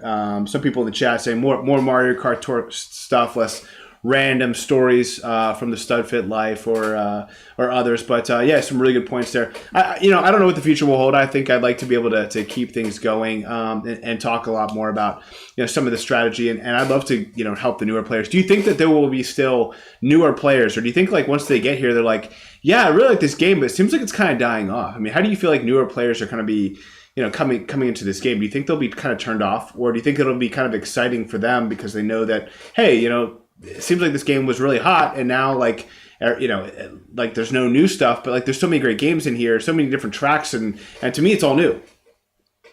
I think. No, go ahead, please. Yeah, I mean, to a new player, everything is new, and still 550 tracks that can keep someone busy for a long time. And and especially newer players maybe don't. I think someone that starts now can still have a pretty good time for as long as the game lasts. Yeah, I think for me. Oh, good. So go beer. You go. I think. Well, Nintendo's been selling Mario Kart for decades, and I think somebody might go in the App Store and be like, "Oh, Mario Kart, and I'll download this. This looks fun." And at least like I think it's interesting looking at when you finish the tour, it tells you top 5%, top 3% for your all cup score. And even on my free to play account, like I just grind it till I get all the achievements or whatever to 1 million points or And that by itself gets you top 3%, which is telling me that the vast majority of players are doing barely anything, that they're just very casual and don't care about getting all the rewards and maxing things out. So I think there's probably a lot of people that are just kind of very casual and scratching the surface with this game. And for them, I mean, they're just excited at this Mario Kart game. And I think, more content to kind of instruct people on how the game works, I think could be beneficial for the community. Yeah, I just wanted to say. Oh, go ahead. Sorry. No, please. No. Go. Just real quick. For me, my approach to content in this last period of tour is kind of splitting out two things. I still want to keep especially the free-to-play grind. I think, obviously Sammy's in the chat. I think that concept of just having a stream once a week, people tune in and see how you go with your goals, especially if there's some strategy involved. So my free-to-play account's probably the most interesting. I'm with you, Beer. I'm trying to still get gold me. And last week I did free-to-play grind for Gold Mario, and that was really fun. I got it on both accounts, which was awesome. But yeah, there's still some goals there, right? Especially for my free-to-play account. I think a lot of us who are disenfranchised have these very established accounts, and even the thought, whether from a content creation perspective or from an account perspective, of going back and starting from scratch with Toad. You pull the pipe. Do you even still pull the pipe anymore? Do they just give you Toad? I don't even know. Yeah. But you pull the pipe, you get Toad or Toadette, and then you have a bottom shelf driver. You have nothing for breaks this week. Like, that's kind of terrifying. But I think, it is. There is, like Sammy's made a great point in the chat that the people who are joining now still deserve to not see the content creators disappear. So I think it's a balance of we're still players, but we're also content creators. We want to build our accounts. We want to still achieve and keep things moving forward and have fun. I don't know about you guys, but I feel like I'm personally attached to my account. Like, I actually have two accounts. One was gifted to me. One is my account when I started. And I can't give it up. That's now my free-to-play account. And so many times I could have given that account away or just stopped playing or something. But I don't know. I'm still emotionally invested in that account, and I want to see how it finishes, how it ends. So I want to play that out, and hopefully that's interesting to others as well. I was just going to say, I think that the most entertaining stuff being produced right now, I mean, without having like a rundown exactly the way that it is, because it's going to have to change probably a little bit. I'm sure you've been thinking about that and some of the other things that people do. The grinds, people that do stream the game. I think that's still vitally important. The other thing I'd say, I mean, this is pretty much it, is like people are watching you. They're not watching Mario Kart Tour. So, it's more about you guys and more about what you're doing and things like that. I know when I streamed it, like, I don't think it mattered what I played. People were watching me. I played a couple different games, but I mostly played Mario Kart Tour. So, they were there to watch me. They were there to hang out with me. So I think that's just kind of the mindset you guys got to have, is they're watching you. And I don't think they're going to go anywhere. I'm not saying not to, do something with Mario Kart Tour. I'm not saying that, you got to transition or do kind of what Carlos is doing. We have a couple different things, but they are watching you, and you guys are the important part. So, I mean, there is some content creation that I remember watching when I first started that I think we've kind of gotten away from, and I think that like the grind does a good job of this. But I remember watching Sammy and watching Go Shiny, and I would watch them do their lines, and Go Shiny was not the best. I'll just put it that way. I still remember thinking he would do these stall starts, and then he would hope to get giant mushroom. That was like his favorite strat, was stall start and then get giant. Like, these were like terrible advice, but like it was like but actually watching him like say, hey, I'm right turbo here, left turbo here, you can get this here, and just like talking through the lines actually really helped. I could kind of just take away things that didn't make any sense. But still, like, there was a lot of value to the lines. And so I do think that there is, and I think from my channel, I've always kind of had in the back of my mind kind of like a Nintendo Power, the magazine, as kind of my the perfect scenario of like, what does that look like on YouTube in 2023?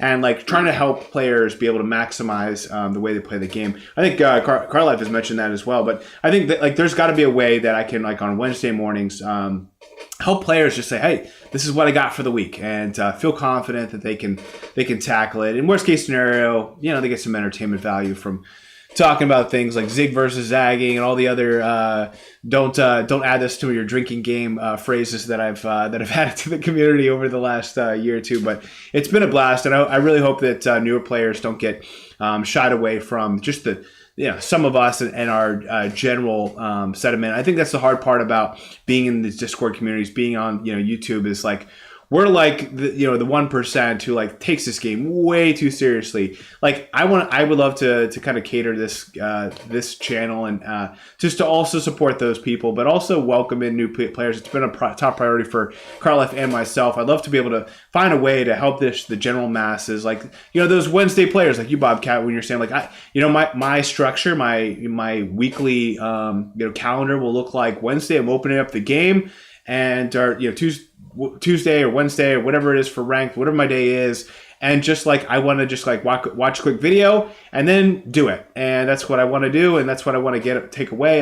If they can talk about what to invest in or in like a long-term value perspective, that's great. But like what can I help the minimum player, the player who would just like wants to clock in, clock out for 5 hours or something like that a week, not again, just a little bit every day, just to get their daily tokens, get their whatever, and then just kind of focus on ranked. Like, what do those players want? So let us know in the comments. Let us know, those who are watching the video later, let us know what you'd like to see. What would help that casual player benefit the most from the game? And as always, we always want to welcome newer players. But it does look like we're coming pretty close to time. I did have some, since we've kind of touched a little bit on these questions, because we had so many questions submitted, I do want to kind of hit on them almost like a rapid fire, like a quick rapid fire round if we can.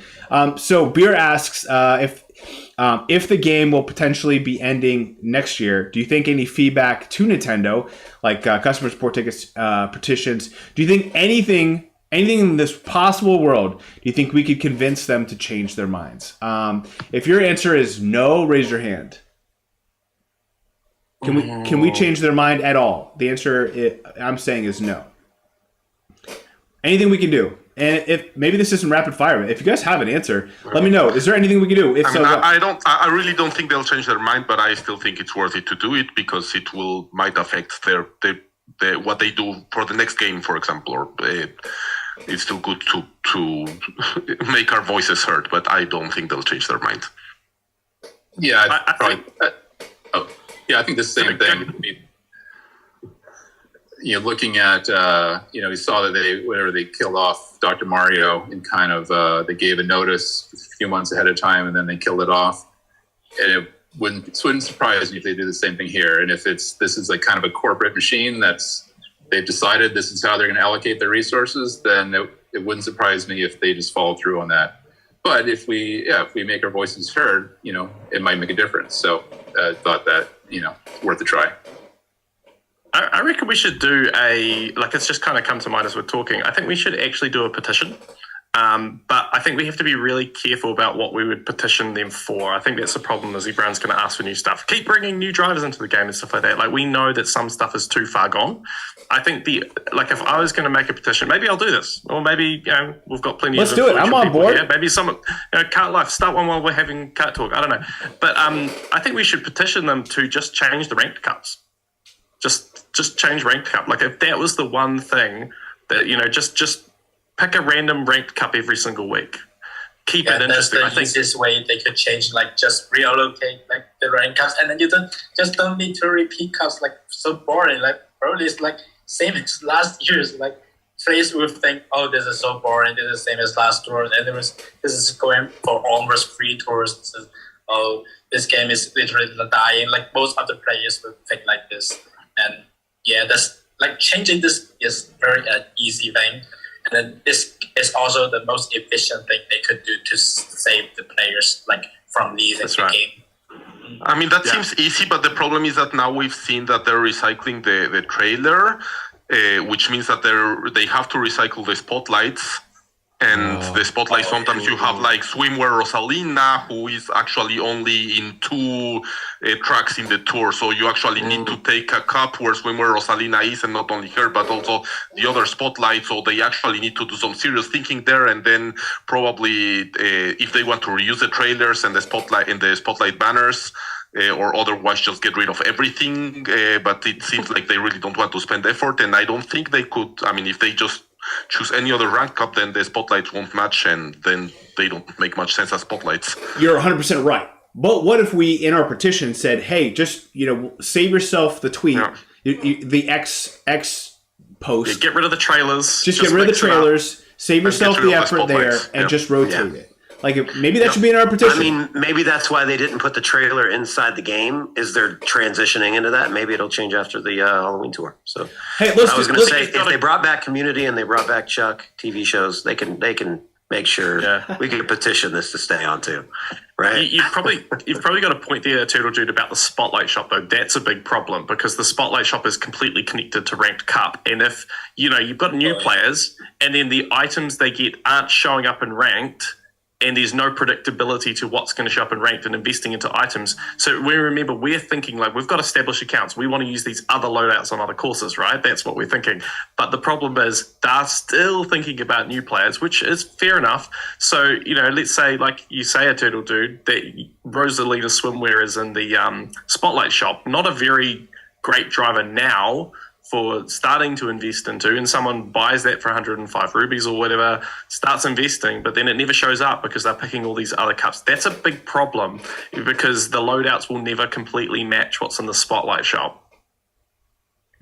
Sometimes the trailer, sometimes like the trailer's version, like it shows like if you see some ramps that are right there, that's P or R/P version, and then it literally sometimes like indicates the version of the rank cup. They will show like Chocomanda and RT. Like if you see some ramps right there, okay, that's actually in ranked. It should be in ranked in most cases. So yeah. Yeah, if they sorry, Beer, were you gonna jump in there? Someone was good. One quick thought. I mean, could leave everything the same, but I was thinking, they should do something to make Gold Pass more valuable. Because if they're going to be more content, just do something to keep players engaged. And they could do like a Gold Pass ranked cup and just pick a random cup, and then you get extra rewards or extra whatever if you have Gold Pass. And I thought, if they're going to keep everything else the same, they could do something creative with Gold Pass to mix it up. That seems like too much work for Nintendo at this point. I like the thought though. It's a good idea. But no, I mean, I think if they really want to run as lean as possible, get rid of the trailer. We don't care about the trailer.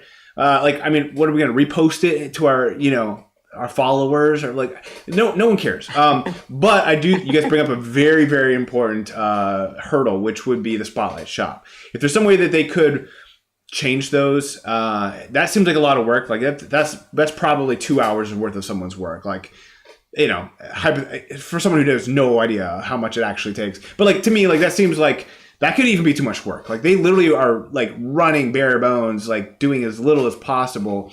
I don't know. That could even be asking too much. But if there's some way that, if there's some way to rotate the tracks and rotate the Spotlight Shop or rotate the items in it, and got rid of the trailer and got rid of, maybe we can even throw out something else for them to get. Hey, maybe instead of, no, hold on.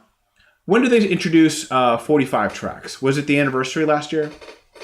It had to have been. It was Battle Tour. Battle Tour. That's why it's looping. That's why. So that's my theory of why they're only looping this last year, because it's a new format. Yeah. And it's, again, lazy. That they couldn't even spend time to go, let's go back to the Exploration Tour, like back in 2019 or whatever, and like add a few more cups and add some battle courses. Like it's incredibly lazy and disappointing. And that's why I was so disappointed. But that's what it is. I wonder, do you mind start if I segue? Because I thought that a good thing we could talk about now could be one of the questions about what the biggest missed opportunity could be. I had a thought on that, which is around this format, what we're talking about. Like, I feel like they could have brought out like one last tour, which is just like the tour to end them all. Like you can pay DK Pass if you want to play DK Pass for the rest of your life every single day, you can do that. Like every single day, it's just there, like every course in one tour. So for me, that's the biggest missed opportunity, that they haven't embraced the end of the game in a way that is satisfying for the player base. That's mine, but yeah, What do you guys think? Yeah, so that's just like same as Mario Kart 8 Deluxe. You can choose the tracks for the race, and then you can vote. Yeah, like if some of the tracks, like you have to wait for a whole year to play. Like I don't know, like a Choco Mountain. Let's say we can play twice a year, but it's only Battle Tour and Animal Tour. So after Animal Tour, you have to wait like 10 months or something like that to wait Choco Mountain to come back. So if like some players really like Choco Mountain and then I have to wait 10 months. Okay, I'm not waiting that. Yeah, I'm leaving, and then that's just another. I don't know how to say, but this could be another factor that causing players to leave. Lack of the ability to choose the tracks. Yeah. I think that they just didn't really. They didn't invest enough on multiplayer. I mean, they could have done so much more. They could have had tournaments. They could have had things to get people engaged. Right. And they didn't plan for any. They didn't plan for today. Like, there's no more new content. So what are we going to do to keep it fun? I mean, before this game existed, I think for the majority of people, Mario Kart Tour, it was always multiplayer. It was about, shooting items at your friends and blowing them up and blue shelling somebody and winning at the last second. And this game doesn't have that feel. It's a very different game, but they just didn't really invest on that. And they could have done some sort of tournament play or some sort of mode that is just keeps going and is fun and engaging and has some sort of community involvement. And I think they could have done a lot more with that to keep things interesting and not just rely on new content coming out. Yeah, they cannot make money with that. Well, hey, that's kind of a good point. Is like, hypothetically, if you think about like, say, music writers now, like a lot of them don't necessarily make a lot of music from the purchasing of the music anyway. Like today, the way they did back when you would buy albums and we'd be like, how many album sales? Like now, it's not about that. It's more about like you get, people are streaming music, but you're going on tour and you make money by touring. It'd be great if Mario Kart Tour actually did like an actual physical event like Pokemon Go does, where they go to like these Go Fests and they have like events where people come and like hang out and do. People would spend money to travel and spend money getting tickets to this Mario Kart Tour. You did it all around the world. Like how awesome would that be? But that would be kind of kind of to your point, I think, to take it to the next level. That would have been awesome beer if they would have done it that way. That would have actually been, I think, more profitable in some cases. But my biggest missed opportunity still is, how do they not have advanced challenges where you have to get like super leaf hits and hammer hits and those kinds of things for more rubies and that kind of stuff? And then lastly here, I know that Sammy D was talking about like, they should do like tier badges and give you stuff for it. But if they would have literally just done another couple of badges to where if you hit like 1,500,000 or 2 million points, like it'd give you something to work towards. And I think that they missed out on that too. So, well, guys, sorry, go ahead. The expert challenges should be like that. Should not be like winning first place in tier 99 for 30 times, bro. Like 30 times. That's like until ridiculous. Like, for very minimum, almost 8 months, something like that. Oh yeah, absolutely. Well, guys, we hit our 2-hour mark. I can't believe it flew by. We had a lot of fun. I do have an event I have to go to, so we do have to kind of wrap things up. But I think in conclusion, one of the things I definitely want to do, let's get this petition started. I think what we want to ask for is to make sure that this game continues well past July, and that we would like to have ranked cups rotated. And that's all. I think all we need to ask. Well, someone in my server, I can't do it. I'm pretty tied up until tomorrow afternoon. But if we'll have something drafted in our server, just asking for this game to continue in this loop mode. And again, that doesn't seem to be too hard to ask for. But then I'll ask, and this is kind of the real request, which is that they would rotate the ranked cups. And I'd be happy to give up something like the trailers and change some of this. Like, there's got to be a way. We'll draft it up, but let's get this petition going. Let's get this the community going after this. I will say, just in wrapping up and concluding the episode. I think one of the things we kind of walked away out of here is that I don't think that we're going to be ending in July. I firmly believe after this conversation that this game will go past July. I don't think that's a huge ask. I think the changing ranked courses could be the biggest ask. But whatever comes in July, and again, this is just a random date that was kind of picked out from the data miners. But I think that they could keep this game going in this sustainable, scalable, looped mode for years, in the future. So let's ask for it. And then let's, I hate asking for people to use the money, but keep your gold pass. I think it'll be fun to have it and to be able to invest in the items that you want to. Don't worry about the premium challenges. No pressure there. But Gold Pass, it's $60 a year to be able to play an awesome game. I definitely will be committing to doing that much. And again, that's not saying too much. But okay, Bobcat 2. Matt Aldridge again.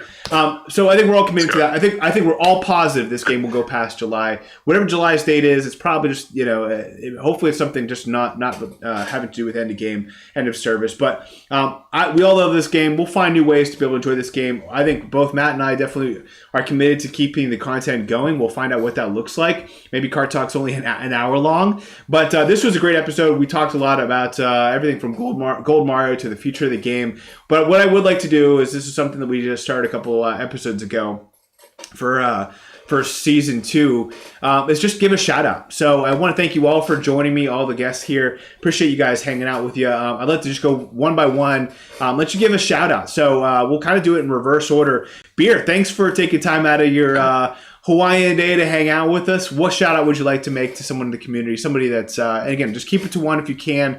And I'll make sure if people are mad, they get mad at me that you didn't mention them. But why don't you give a shout out to somebody who's helped you in the community?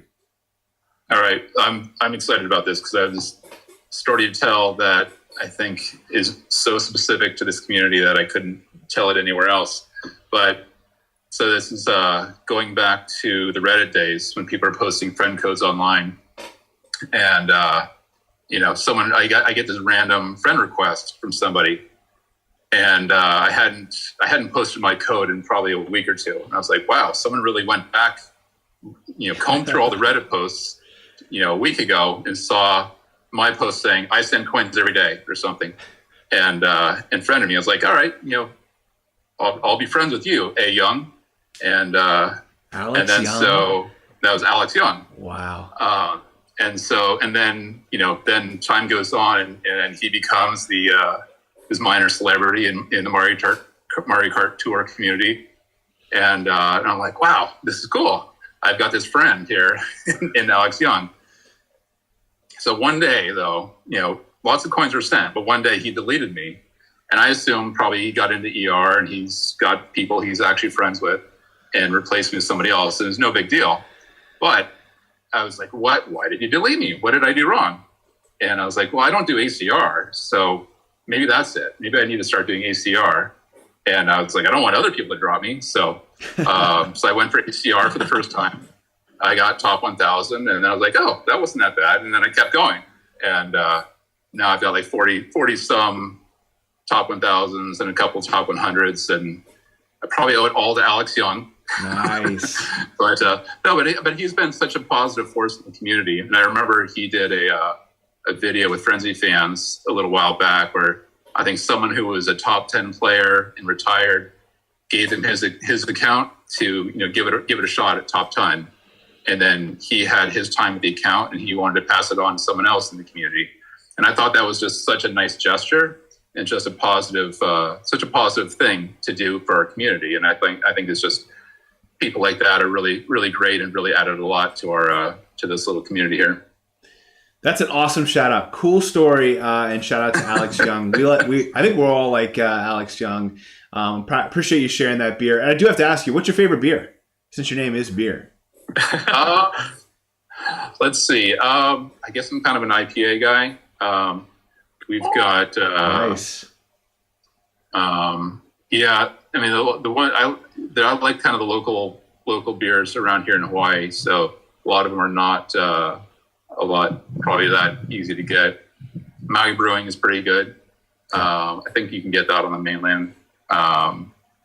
So I'm not, I'm not terribly picky. I'm not that much of a beer snob. So it's whatever I have on hand, probably. You just like beer. I get it. Just beer. Just beer. That's the name. Just beer. Yeah, I Hashtag guess just that's what the shirt says. serve beer, rinse, repeat. Love it. Nice. Where's dude. Mario Kart Tour on that list? I was gonna say it's getting to happy hour here. I gotta get my own beer in hand. But Heriawsity, thank you for joining us. Appreciate you taking the time at probably a much later time during the day than for us. But what kind of shout out would you like to make to someone who's helped you out in the community? Yeah, most likely I would like to shout out to like some of the streamers like Carlos85 and Carlive and Studfit. Of course, you're making a very good content, and every other YouTube creators which has been making very good content to the general public and community.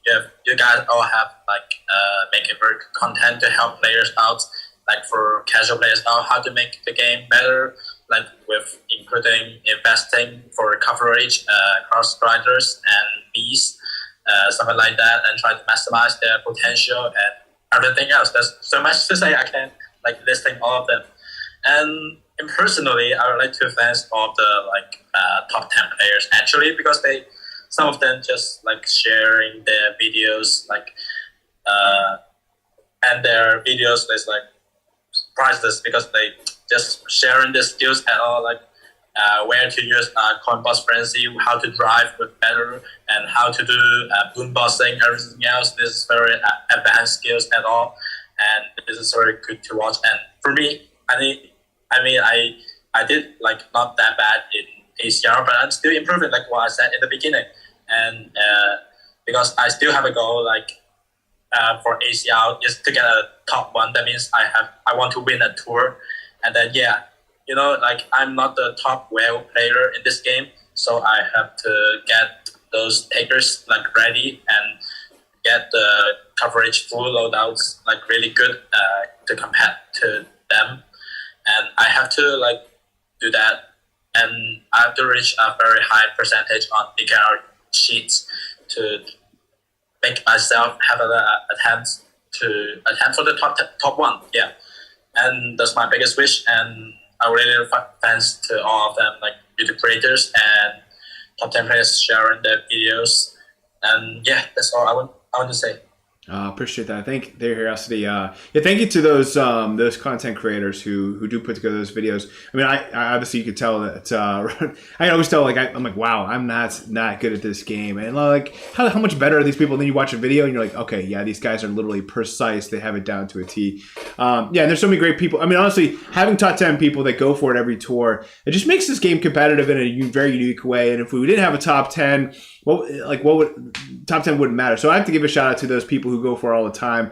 Autodrift is certainly one person I don't think I've ever shouted out here in the community, but a big fan of Autodrift, and we've been friends for a while. But like Gamer Amy and all these other ones, they keep going for it every tour. I don't know everyone's name, so most of them are not in English, but shout out to those top 10. You guys keep us all on our toes and keep us pushing for more. So thank you. Appreciate that. Now, no one's allowed to shout out me for the rest of the episode, but aturtledude, what would be your shout out? And thanks again for joining us.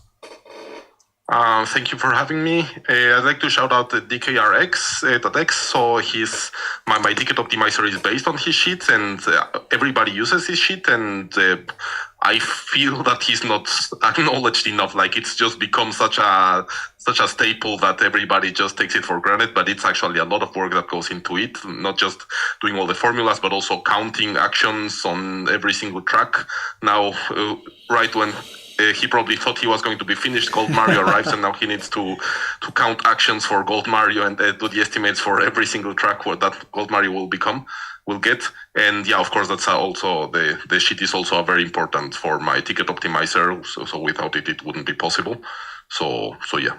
That's it for me. Yeah, DKR, huge shout out to DKR. I've collaborated with him a little bit on the sheet. I added very little, just like adding the grades and like doing the heat map. But a couple of these tabs he was explaining to me, and I was like going into some of these tabs I hadn't seen quite so much, and like they literally run through every calculation, and it's like mind blowing. And so like whatever little contribution I made, like pales in comparison to how much goes into this and like all the data behind it. So shout out to DKR, a good friend of the channel as well. Have to give a shout out again. Well deserved for sure.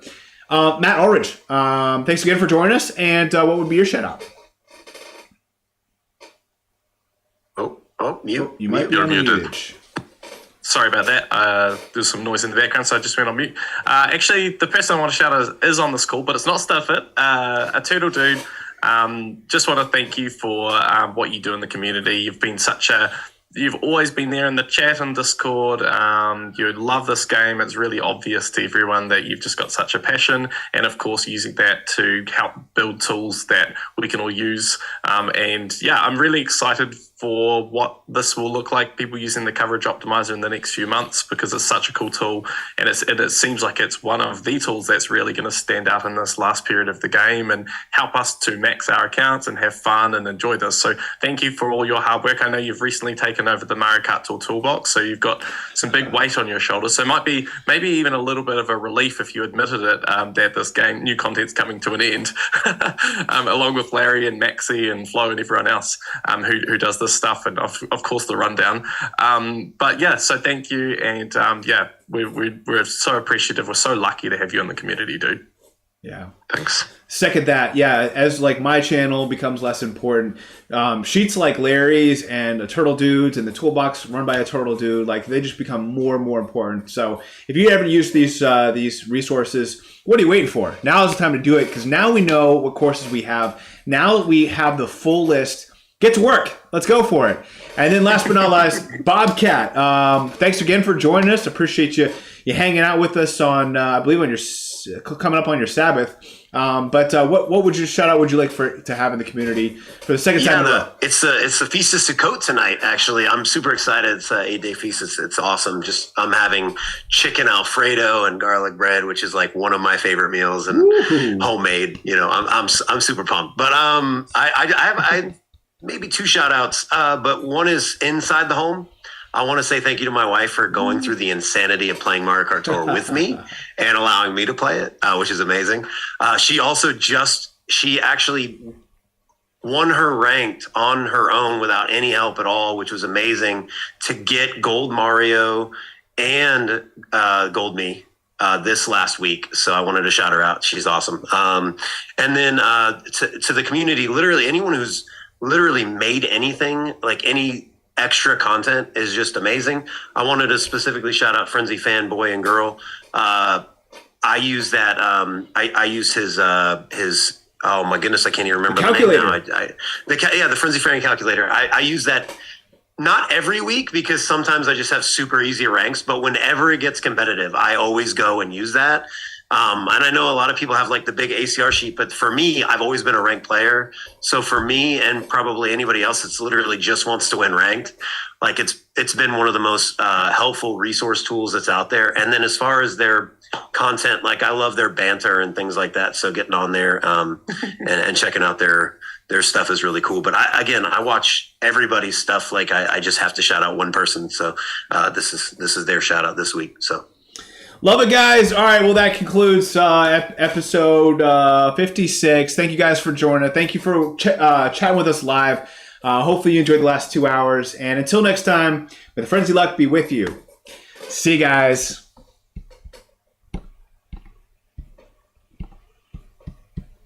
And ended the stream. And